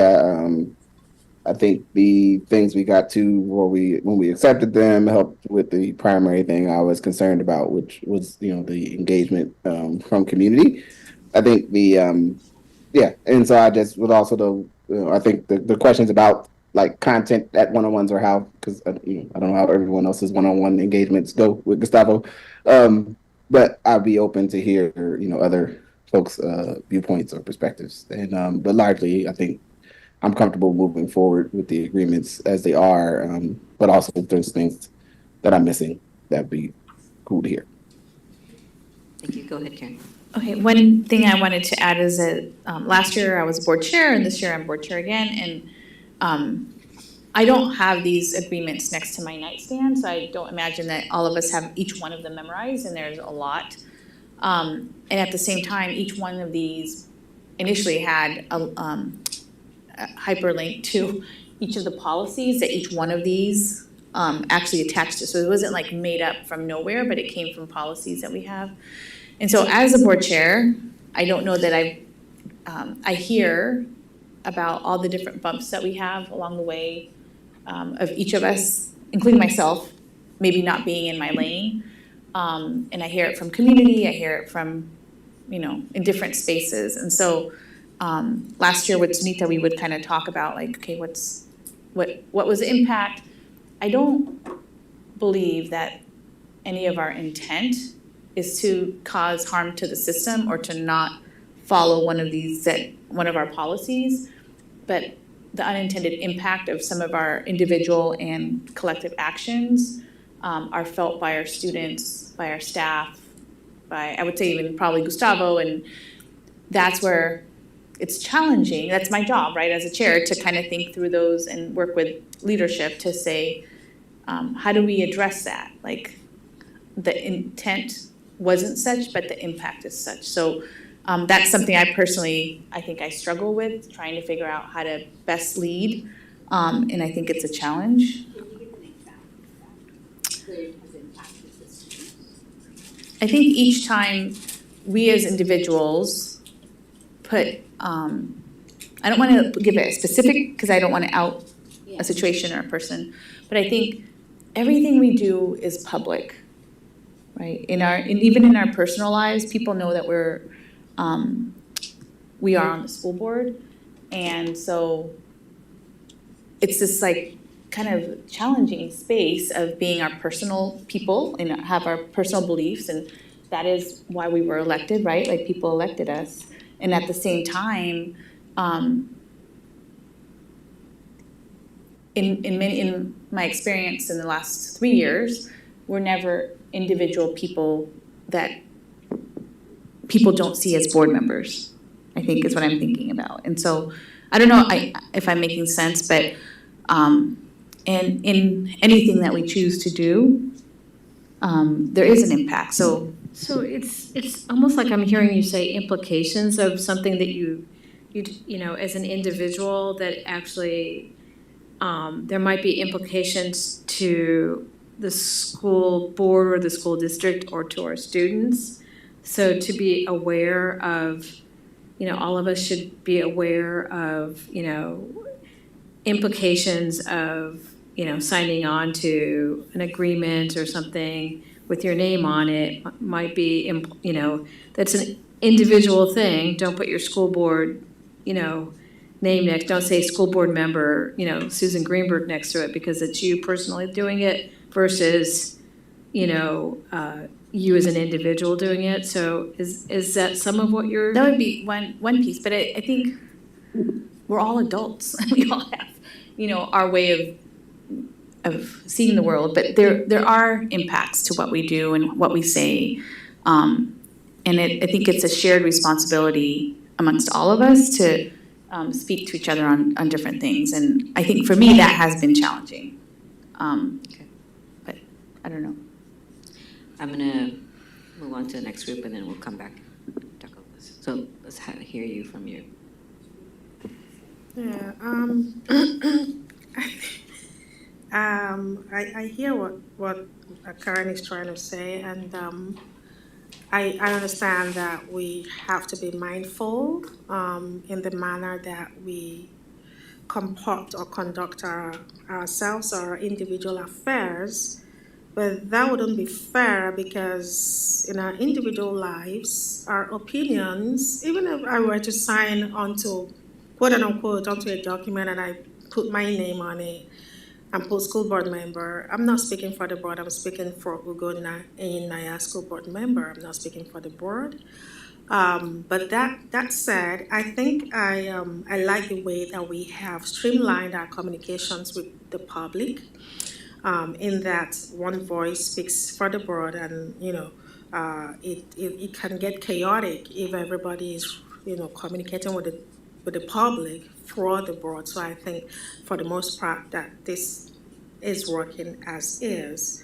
And also in communicating with the public also, the protocol has been fantastic, where we don't have to get into the daily operational issues when those emails come, to just channel it to the superintendent, and that has been working fine.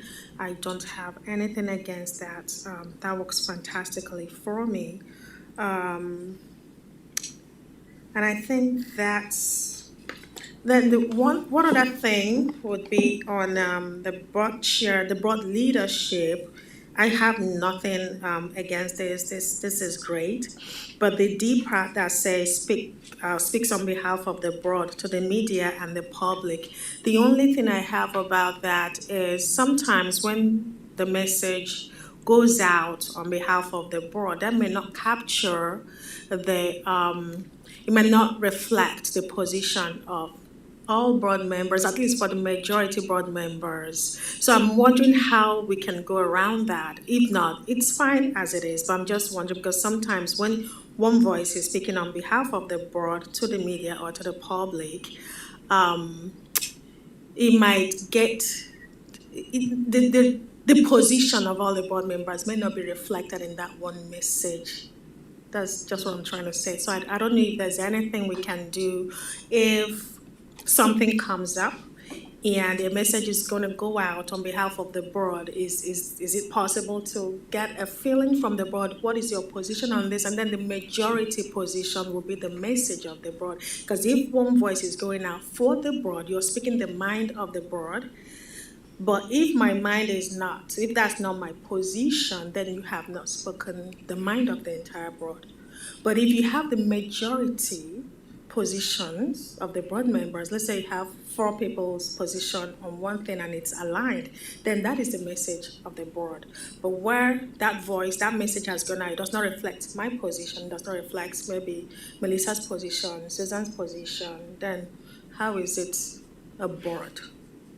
Does that make sense? That's the only issue I have with that. Other than that, everything is fine. I'm trying to think about how many times we've actually spoken. That needs to be in public. You can't. Yeah, so whenever you come to a decision, you do it in a public setting. So at that point, you would make your position known, and everybody would say, are we all in agreement? Are we gonna move forward with this? Yes, no, there might not be a majority, but for the most part, if everybody is yes, then that is known in a public setting. So you'll know it's not like they go off and decide and then you see it on the media. Like, you would know before because you're making that decision at a public meeting. And I'm not saying that has happened, but Yeah. that's a potential. Gotcha. Yeah, you would have it out in the open, so you would know what the message is going to be as well. Okay. Yeah, you have that I conversation. haven't spoken, I don't remember, I mean, except for like in the opening of a school. Yeah. Like I spoke there, and it was something I worked with Gustavo and Shelley to kind of come up with something. And I think Justice spoke this time because I was at work. But if we had like an invite from somebody to give a board perspective on something, that's something that then any of you could contact us, and then I would go speak for the board. I would probably take staff because I wouldn't know the answer to questions, but I wouldn't be saying the position of the board is this unless it's something that we have decided together as a board. And I think the only thing is like we could get invitations to go, any of us, to go speak. And that's where we'd have to, it's that fine line of, are you invited because you're a board member? And if so, then it should be the chair, or it should be brought up to leadership to do that. Or are you invited because you're, I don't know, an expert in medicine or an expert in accounting, which is different than if you were invited because you're a board member, I think, right? Or I don't know, I'm sure that's pretty complex, I don't know. I mean, so people from the media have reached out to me personally, I mean, as a school board member, and I've always directed them to Shelley and probably CC Karen on that because, but, I mean, I'm not the spokesperson for Yeah, I school think district most of when you're a school district, that goes to your communications person. Like, you shouldn't be speaking for the district at all.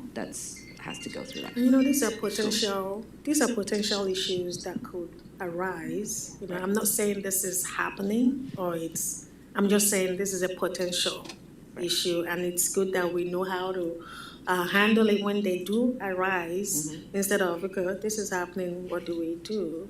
You know. Because all you get contacted by community members and you respond back. So you're just responding, or you're forwarding it to me and I'm responding back. So I think it's getting clarity in terms of what this really means. And to me would be is if you are being asked to actually speak on behalf of the board, who speaks on behalf of the board? And that is here, who speaks on behalf of the board. But if you're speaking as individuals, because you all get contacted by people. Yeah. So, I mean, and you have coffees with folks, I know the way it works, right? And that's fine. But you're speaking as an individual because you're being contacted, because you are elected. But if you're speaking as a board, from the board dais, and what's your position, it goes through here. And to your point, it's been settled at a board meeting.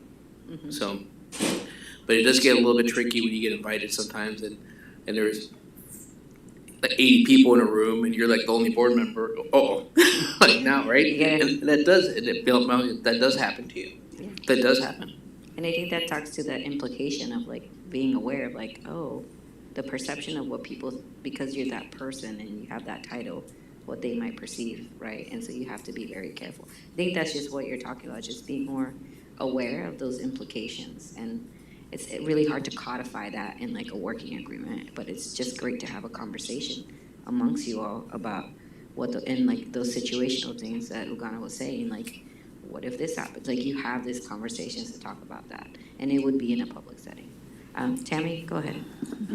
Yeah, and I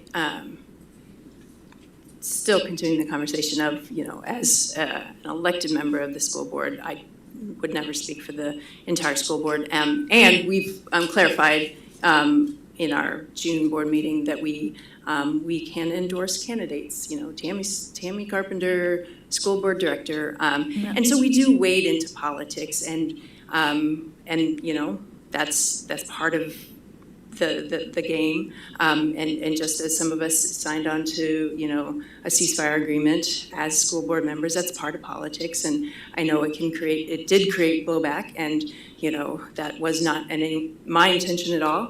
But it's part of, you know, standing up for my values. And, you know, I think it's well within our bounds as elected political leaders in the community to do things like that. So, but as we were reading through the working agreements, it became clear to me, and this is piggybacking on Melissa's comments about visits to schools, that Ugana and I had very different experiences visiting schools this year. And I know I didn't get to as many this year. I had some health problems, but for me, you know, I would let Dr. Balderas know, and I always had, you know, either Dr. Cordy or Dr. Fritz, you know, join me, and Ugana would often visited, you know, by herself. And I think our intention, correct me if I'm wrong, but I know our visits are disruptive, is what I've been told. And I'm just wondering if there's a way that we can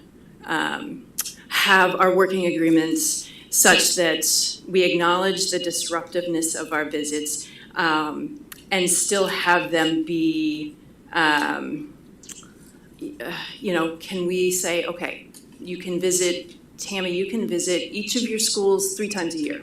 You can give, you know, a week's notice and let Dr. Balderas know, and maybe you don't have to have a chaperone every time. And so, you know, some of what I like to do and what I hope happens is that it's, you know, it's a little bit of a unfiltered way for me to get feedback that I can share, you know, like, oh, we really wish the district would do this, and maybe there's some reluctance to share feedback about their struggles with, you know, the district, or maybe even, you know, hey, I wish Dr. Balderas would do this when Dr. Balderas is sitting right there. So I just wonder if there's a way for us to recognize the disruptiveness of our visits, limit them in some way, and yet still not tax our senior leadership that, you know, was you know, accompanying me on every visit, and still, you know, have productive visits. So I just wanted to have that be thank you for writing it down, Carrie. I just wanted to have that conversation of my experience, and it differed from Ugana's and maybe other people's as well. Ugana's experience is a little different, because that's very, I didn't know that was happening. No, So, my first of all- experience, like, if I might jump in, so I have never reached out to a school and said, I want to visit. I know we have a protocol for that, but the times that I have visited, the principals initiated the visit. They invited me, and I responded copying Gus, right?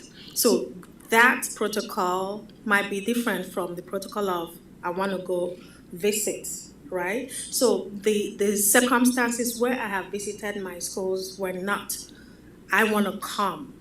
They reached out and said, come and see this, come and see that.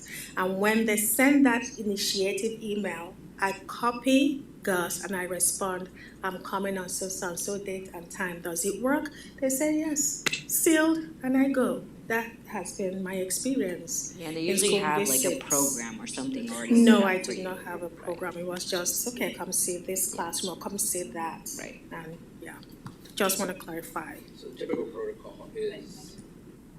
protocol is what we have here, and I don't know what you've experienced in Hillsborough, but the 5 districts I've worked in, and every superintendent I coach, it's the same protocol. Is there's a certain standard, and you invite more than 1 board member. Usually it's like 2 or 3 board members can attend with me, so it's your typical. So what I'm doing here is pretty typical of all districts. So there's not doing anything that's indifferent. Yeah, there might be something that you wanna, like, that's an item that, noting on here of like, maybe add a little bit more prescriptive of like how it's going, but it is a different thing if somebody invites you because there's something happening or they wanna showcase something versus you taking the initiative to reach out, because it is so disruptive. At least in our district, we try to coordinate so that we're all just doing it together. Like, we'll do a visit to the high school to go see the agriculture program, and we'll go all together so we can see it, and have 7 different people go at different times, but like try to have a little bit more coordination so that it's not, like it or not, it is really disruptive. Everybody drops what they're doing to try to, provide assistance to you and guide you and all of that, and they have a school to run. So it's just the nature of what happens. Go ahead, Karen.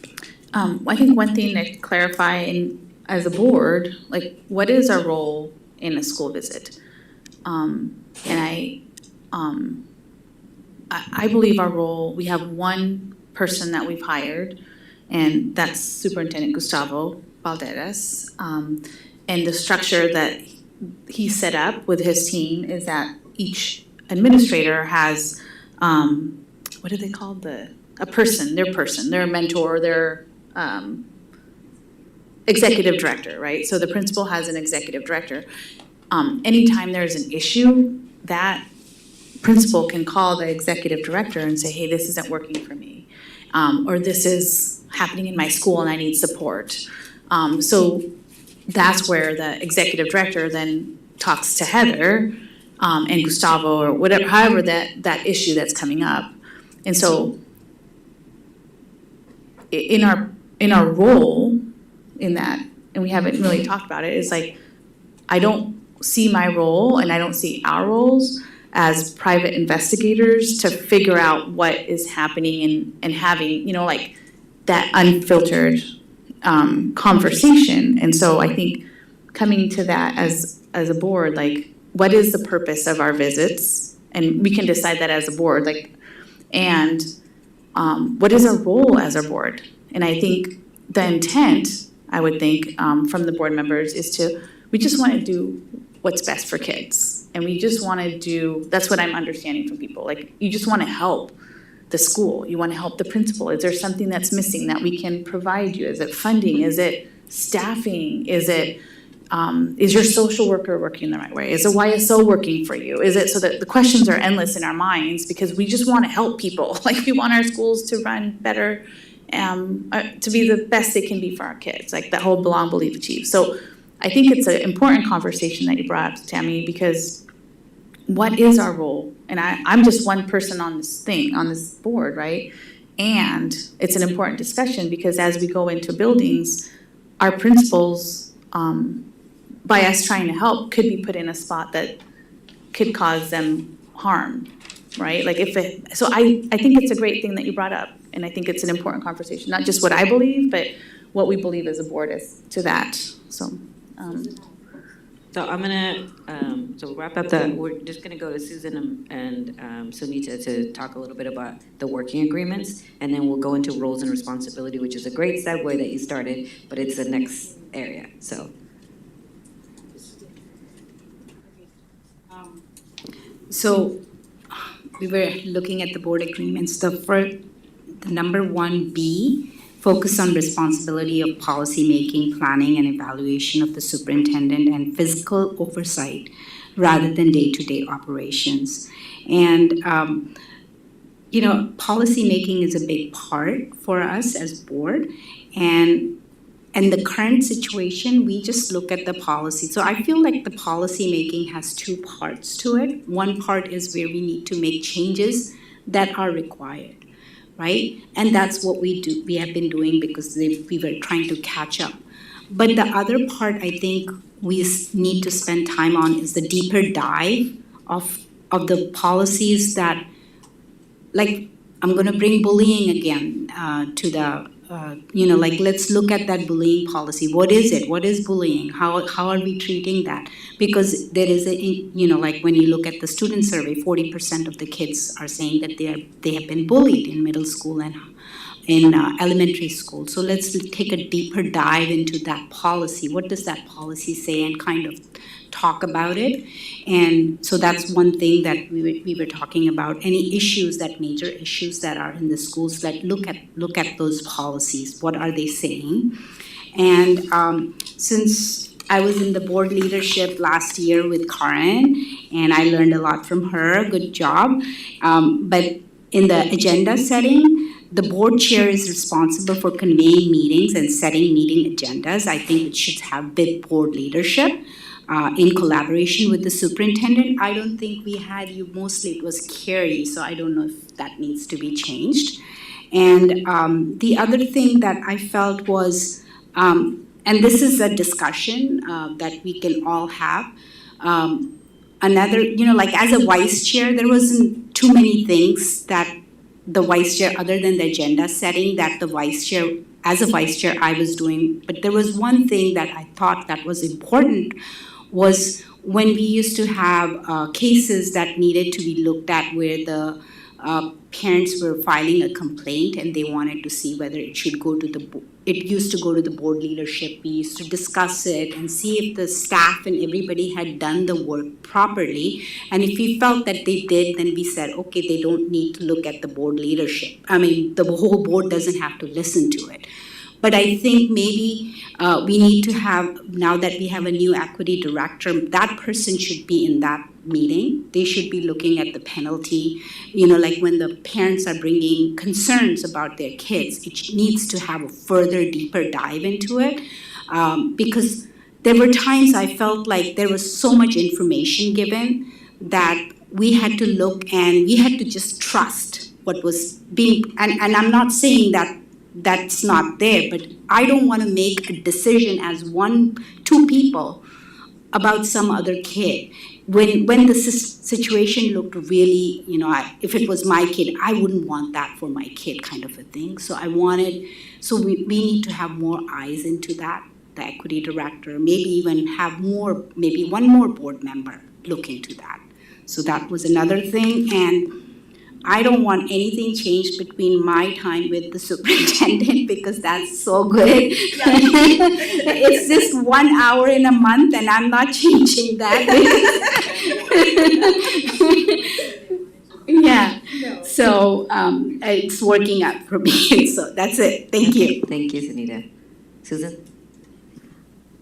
I'm going to say I totally agree with Sunita and her comments, and I do feel like in some ways the board's been informed about policy making and maybe not as engaged as we could be. So if there's a way to engage us more in terms of deciding, I feel like there's maybe more involvement from the board in terms of policy. Maybe if, as we're talking about committees, that's a way of doing it. Adding a board member to that committee would be a way of engaging. And the other thing, I'm going to say that I seem to think it's kind of lost with the board agreement is the actual definition of what, school board governing and superintendents, the quick reference roles and responsibilities overview. I think that is an important reminder that should really be on the top versus on the back, because that basically, tells us where we need to be as a board, and it's a good reminder. And this is really, we could look at this as almost like the policy, and this is just the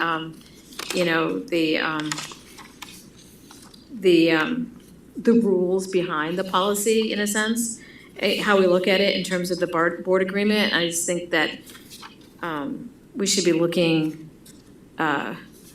As we look at what we do as a board, we need to be reminded, this is what we should have every time we come to a school board meeting, is this as our guiding light, in a sense, our guiding star, as we heard earlier. I just think this is really important to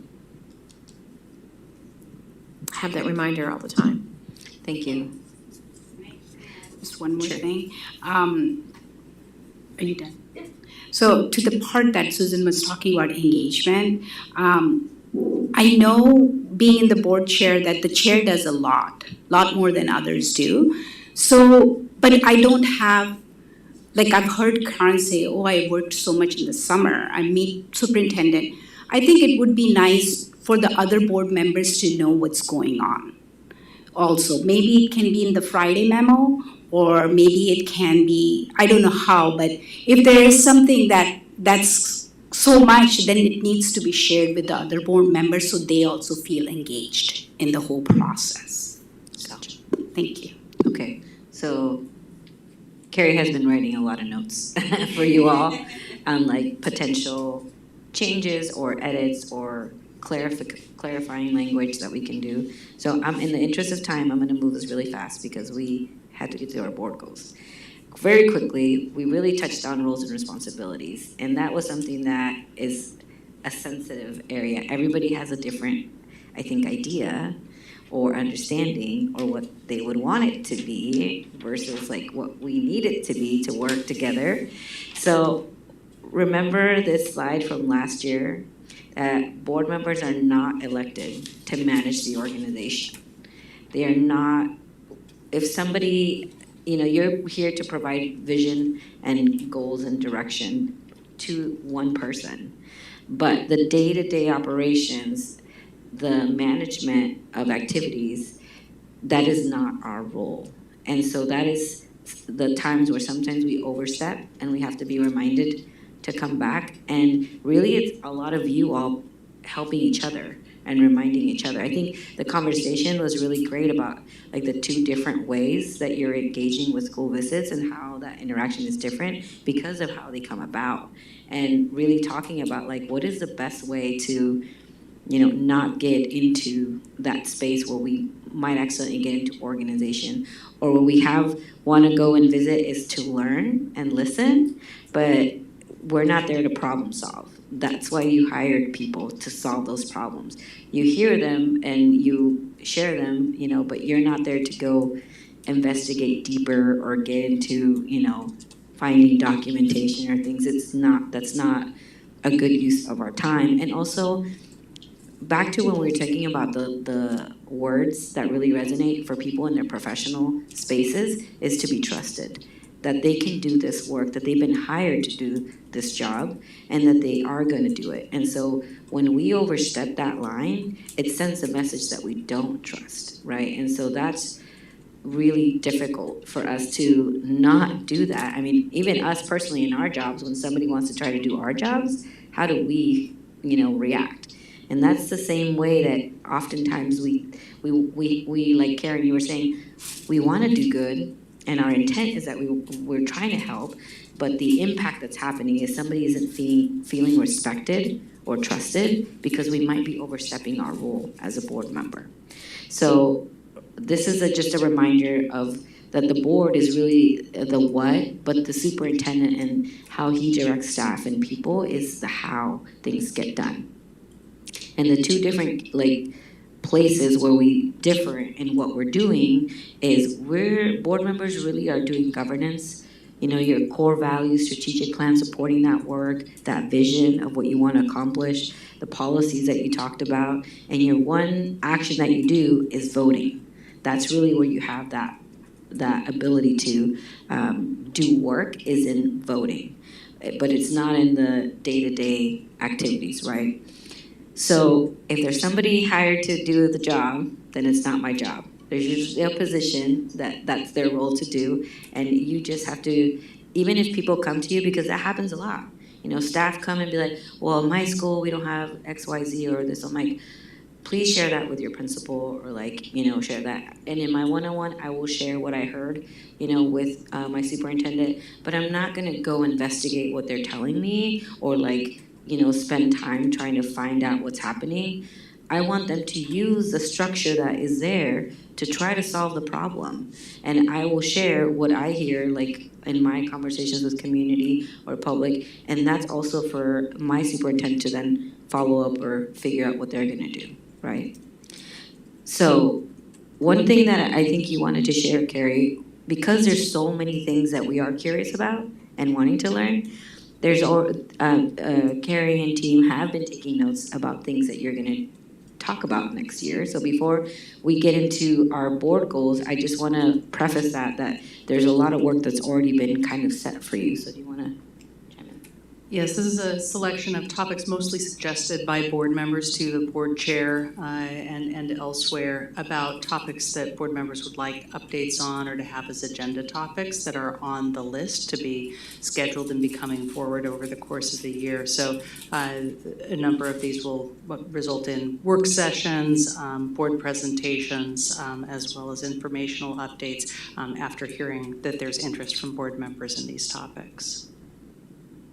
Yeah, I think it is important to me to, as you bring topics up, to really address them. So as you've brought topics up, whether it was in that questionnaire that we had and or in other conversations, been really thoughtful about. I know we can't, once a single board member can't tell us what to do, but for these topics, multiple of you have brought these up, and so just wanted to be transparent in being very intentional on my part to continue to bring these up and really wanting to either put them in a work session, like you were saying, if it's something that's gonna be meatier, and thinking about when, because we have limited time, being really intentional about, okay, if we're gonna have to vote on this here, then we need to make sure we have the information over here, and really doing that puzzle piece, the Jenga of how to get the topics that you've all added to the list. So also, it makes it a very open process too. So when you're having these conversations, it's in a meeting. You're talking about these topics in a public meeting, and you also get to ask questions. Like, that's the role of you as a board member, is you get presented the information and you ask questions during those sessions. and I think the last thing I would point out, oh, sorry, go ahead. In time, because I think this is really important to bring up, and it's confusion for me in terms of my role as a school board member, in terms of being an advocate and listening and hearing what's going on. And sometimes that may be going and listening, not necessarily saying, oh my gosh, I'm gonna take care of this, but listening and then conveying that information to Gus. So, and he may not know that that particular issue is going on, but making him aware of something, because we have such a big school district that it's really difficult for Gus to know everything that's going on. But part of what we can be doing as a school board is if someone calls us up and they have something they want to share, that we hear them and then we pass it along to Gus, because like I said, there are things that are getting missed because we're so big. And I think it's so important that our community, whether it's our parents, our students, our teachers, know that they're being heard. And I didn't want that to get lost in this conversation we're having about our roles, because that is part of our role, to advocate for especially our students, because all of what we're doing is for our students. Go ahead, Melissa. I just, as we were looking at future topics, and Karen, you were just describing, if we vote here, we need to share information here, and so we need that puzzle piece. And I just, reflecting it back on last year, I appreciated the pace at which we were given information. It was presented in a work session. It was second read or second look, lots of opportunities to ask questions.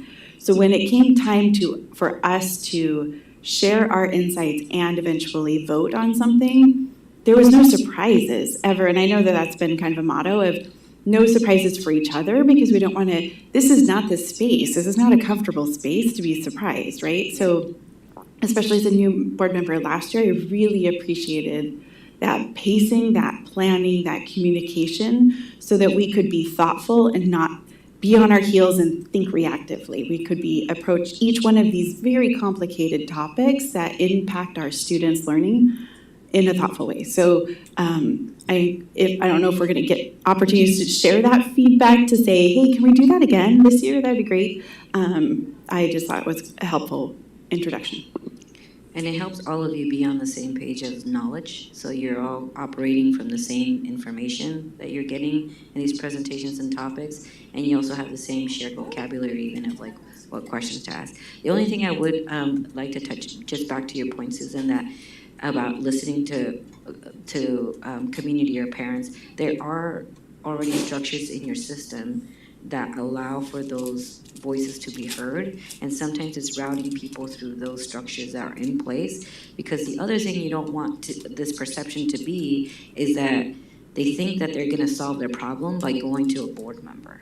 And what that does is it erodes the trust and the function of like the structure that you have. Is there's actually this way of, you know, bringing an issue up and it'll get addressed this way. If it's operations, if it's, you know, facilities, if it's whatever it is, there is something in place. And that's the other perception that might occur is like, you listen and you want to be heard, but you want them to actually share their concern in a place where it's actually gonna get resolved, like in the structure of the system that we have.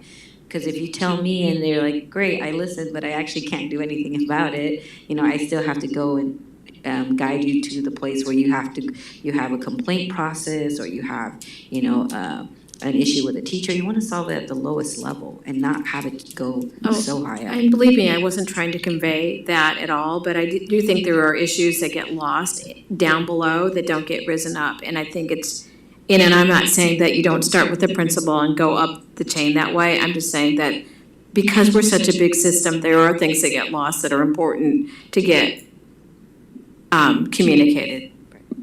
Okay.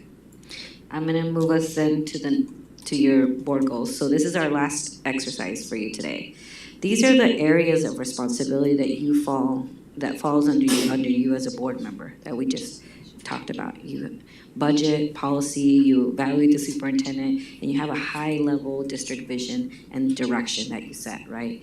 So based on these areas, the one thing that I wanted to have before of ideas and brainstorming, and this could be for your next, you know, session that you have, or how you maybe have a group of you like you did last time and kind of firm up the goals, but just brainstorm right now some ideas of potential goals that fall under those categories. I'm gonna put one of those flip charts up there, and I have sticky notes up here that I'm gonna share with you all. If you wanna write them up, and as you come up with ideas, you can walk up and put them in the category that you think it fits within those areas of your responsibility, and maybe just share out loud.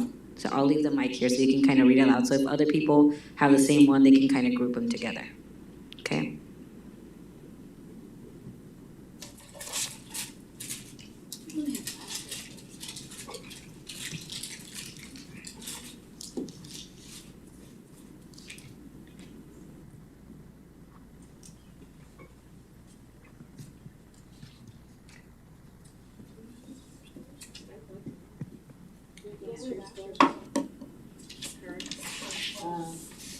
There's a question of what were last year's goals. I think one was to, what was that? I think we picked one which was getting organized about the legislative session. Because it was such a short time period, and we wanted to make it sure, I can't speak now. We wanted to make sure it was something that it was our role to do and that we could get done within that year. So we picked one, which was working on getting to know our legislators. I think that's right. Correct me if I'm wrong, Carrie.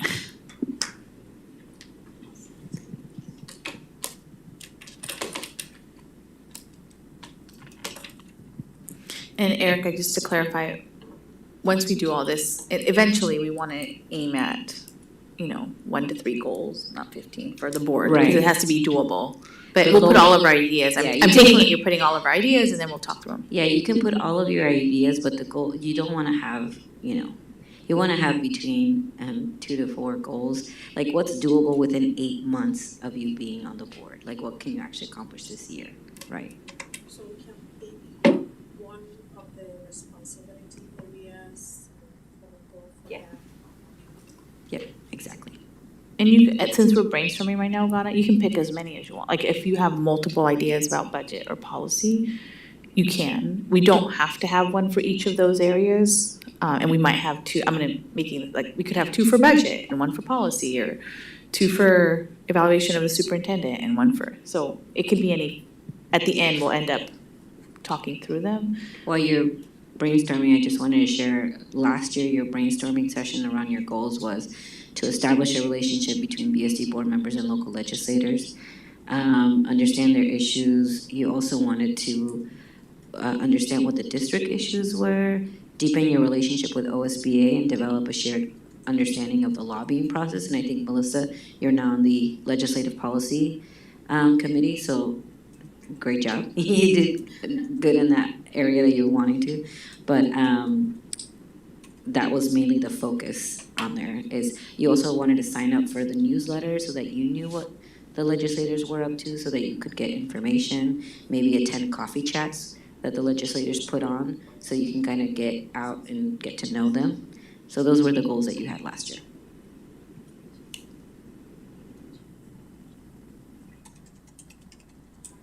I guess it would be good to know what our goals were last year. What our goals were last year, and like evaluate if we achieved those goals. And then that might be even a process for you all as well. You know, like how do you come back to the end and make sure that you looked at it? So maybe that's something that you can. Or do we want to bring those back up as a goal for this year? Yeah. And I'm thinking that we might want to. And I wonder if there's another area, and it's our own, like 1, 2, 3, 4. Our fifth would be our own board stuff. Board evaluation. Yes. That could be its own goal, if you create a process.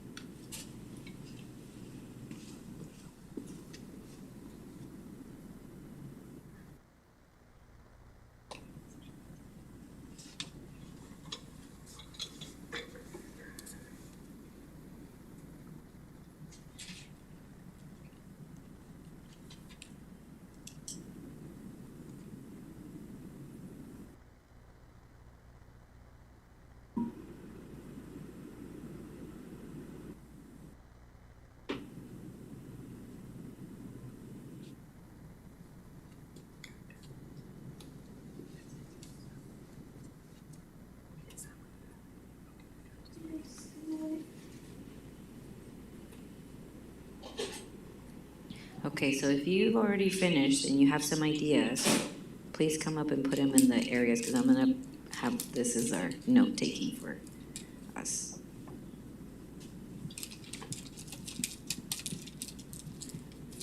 Oh. Read them. Okay. All right. Investigate community schools, including a field trip to a high-performing community school. And a safety policy to define the role of SRO, when to call SROs versus campus monitors, and to develop a policy to monitor the program.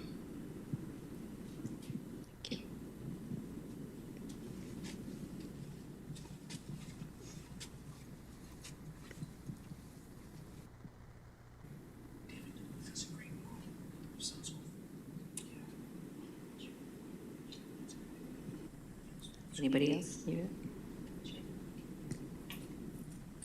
Yeah, feel free to come up as you.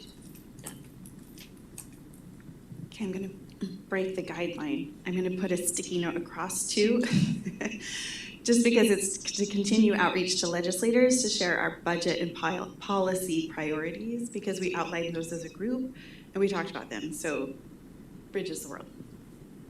And just a reminder that this is gonna be the long session year for And there's a lot of buzz around education funding.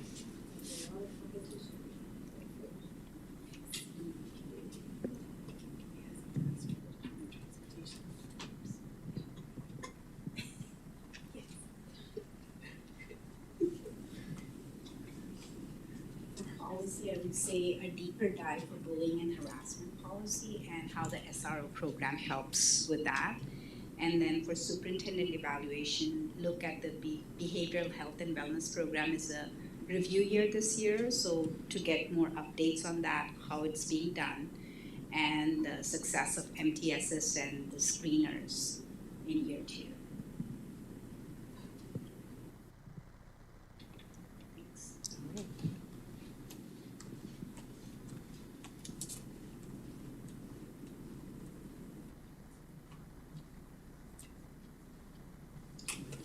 Justice, let me know when you're ready so you can share when.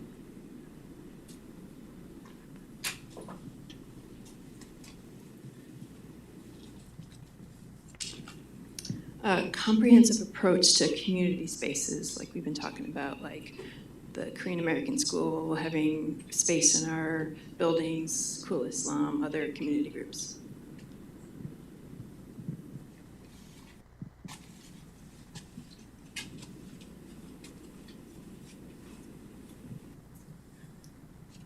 That might be one of those overlap between vision and policy of use of your buildings.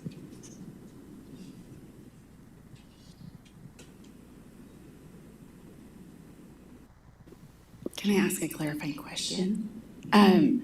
So some of these, I'm like, is that operations or is that policy? And I'm looking at it, I quickly went to our chart and I'm like, some of that seems operationally and some of it seems potential for policy. So I guess, is it a goal for those who've added sticky notes? Is it a goal to write a policy that articulates a policy?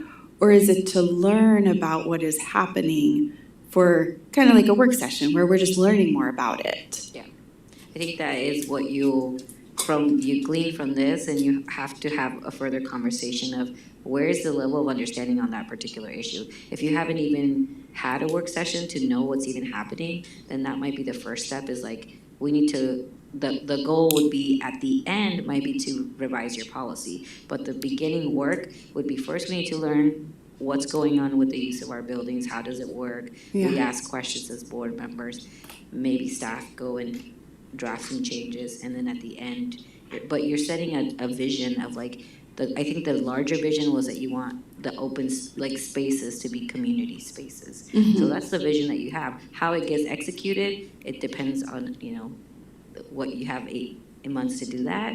So that's what they're gonna bring back. It's like, okay, maybe we'll do a work session, and then later it ends up being a policy change. Okay, because I go back to what OSBA has tried to coach us, is that if a topic comes up, the first thing board members we should ask is, do we have a policy already about that? Mm-hmm. So what is our policy? Right. And yeah, kind of what you're saying is, where are we right now? And how do we get more information? Is it a budget question? Is it a policy question? Is it just information? Perfect, okay, thank you. And that might be Gustavo's approach is the first thing is maybe share a board update and say, here's policy, some of you asked about this, here's some information. And then the next step might be a work session on that topic. Ugana, you put something up here, so I'll have you can do it from there. Oh, she was patiently waiting while we were. Sorry, intuition could be sorry. It's okay. So my goals are in the area of budget, prioritizing mental health support for our students by increasing our budget allocation in the area of behavioral and mental health. And that policy, continue to evaluate the YSO program to ensure that their services align with our strategic plan. Thank you.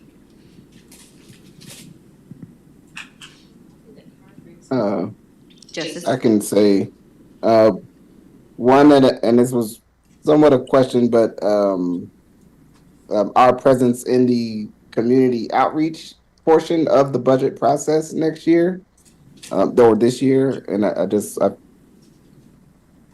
I feel like we could have been more present in whatever the outreach plan was, or like is that sitting in on the listening sessions that are happening, if that's happening. So just have some clarity around our presence on the community engagement side of the budget outreach process when that work starts. I think they're continuing the next phase of our legislative engagement work, which is the task that we're supposed to be doing in terms of directly engaging some electeds. So I don't remember. Yeah, to be brief, I think for it to be a goal that we complete, we have to keep it as a goal. So and then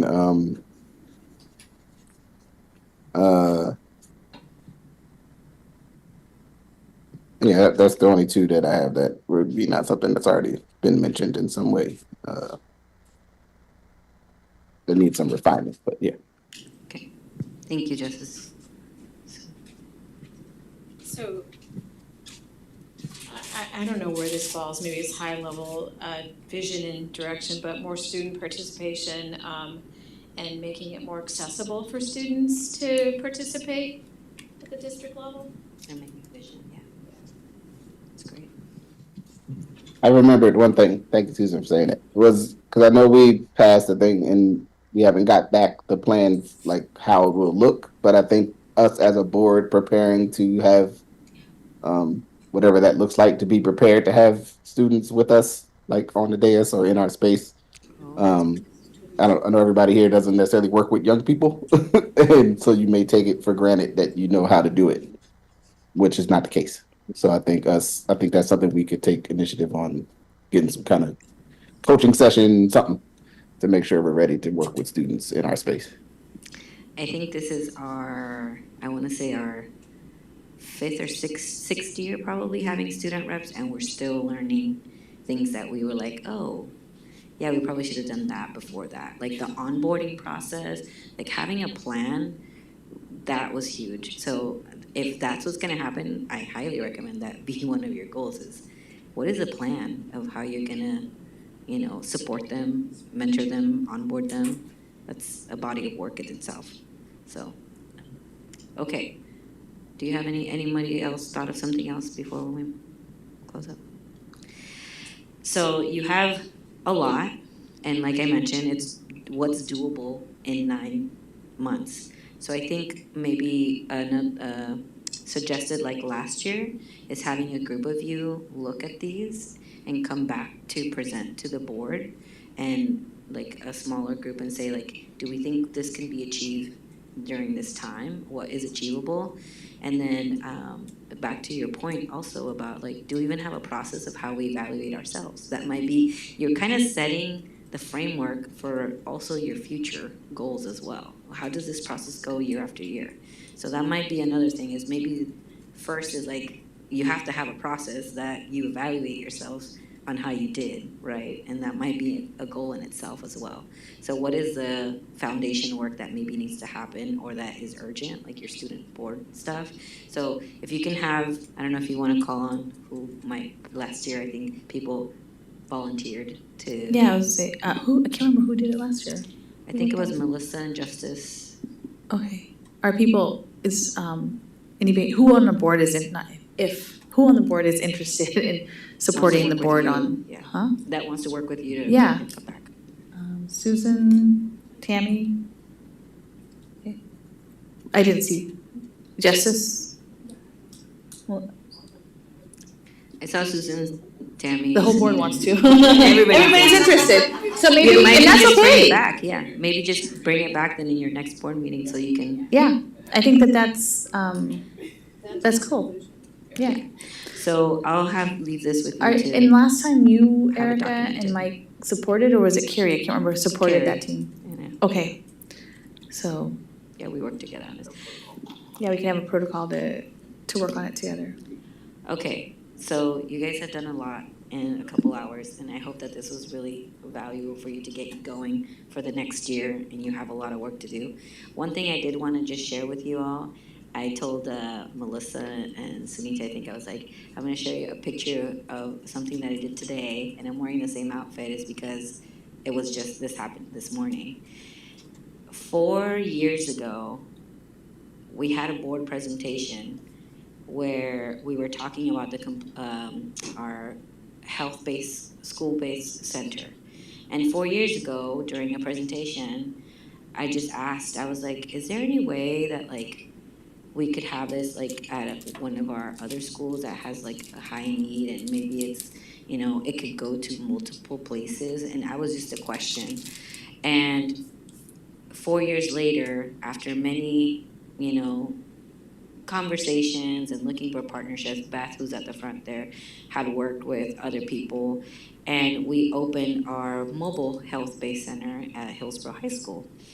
And it just reminded me of like what my, again, like what my role is in my seat is. I just ask a question, but I trust the people that are there and doing their job to like come back and say like, is this possible? Is it not? And it was possible. There was funding from state that opened up, grants that were provided. But I don't know grant writing. I don't know anything about the medical industry or anything like that. They figured it out. I just showed up to take this picture today because I was like, this is awesome. But it just kind of reminded me again about like how important it is that it takes a village and coalition building to get something done, and it takes persistence, but it also takes a long time. Like things do take time to change, but building those relationships and being able to talk to people that maybe you don't necessarily agree with on other things, but you agree on this one thing, and that's what gets things done. So I thought this was a really good, just, you guys could do it, a happy story of like something that we accomplished over there. So thank you again for your time, and I'll leave this with Carrie and work with her on your next steps for your goals. Yeah, thank you for your time, Erica. It was really helpful to, I find that I have a better understanding of where people are at, what they're thinking. I felt like important conversations were had today. So that was really helpful. And hopefully you can come back and keep us moving on this and getting our goals and all that. And I think we talked about Mike helping with the evaluation too, and helping us figure out how we're going to evaluate ourselves. So gracias. Finally, we have a moment to check in about our board committee participation before we make assignments for this year. So all board members are assigned to committees. Is there anyone who'd like to change of the committee that they're currently serving on? Okay. Well, that's helpful. I really appreciate you all leaning in. I mean, I think the reason it's helpful, I think, to me is that we're just, I feel, and I'll speak for myself, just learning, right? Like these roles, and I think that the continuity, just like with our educators, the longer you're an educator, the more you know and the more you can support the students. So thank you for leading in. I know that it really is collaborative work, and I appreciate each of you and your voices and your help in all this work for our students. So with that said, I guess we'll post our assignments like we did last year. Just super excited that we're back. Our kids are back. Sorry, I was texting for a little bit because I needed to make sure my kid got home. I think she was playing a trick on me and was like, I'm like, are you with the abuelos now? And she's like, no. And I'm like, where are you? And she was like texting, because she was on the porch. She wasn't with the abuelos. She was on the porch. I'm like, you little stinker. That's not funny right now. But everybody got home safe, so I hope all our kids got home safe today. Excited that everybody's back in our schools. And it's our end of our meeting. I don't know if you want to share anybody wants to share anything else, just, okay, oh, it's not on the agenda, so we can't share anything else. Okay, never mind. So with that, I adjourn our August 27th retreat of the Beaverton School Board, here adjourned at 4:51 p.m. Thank you, staff.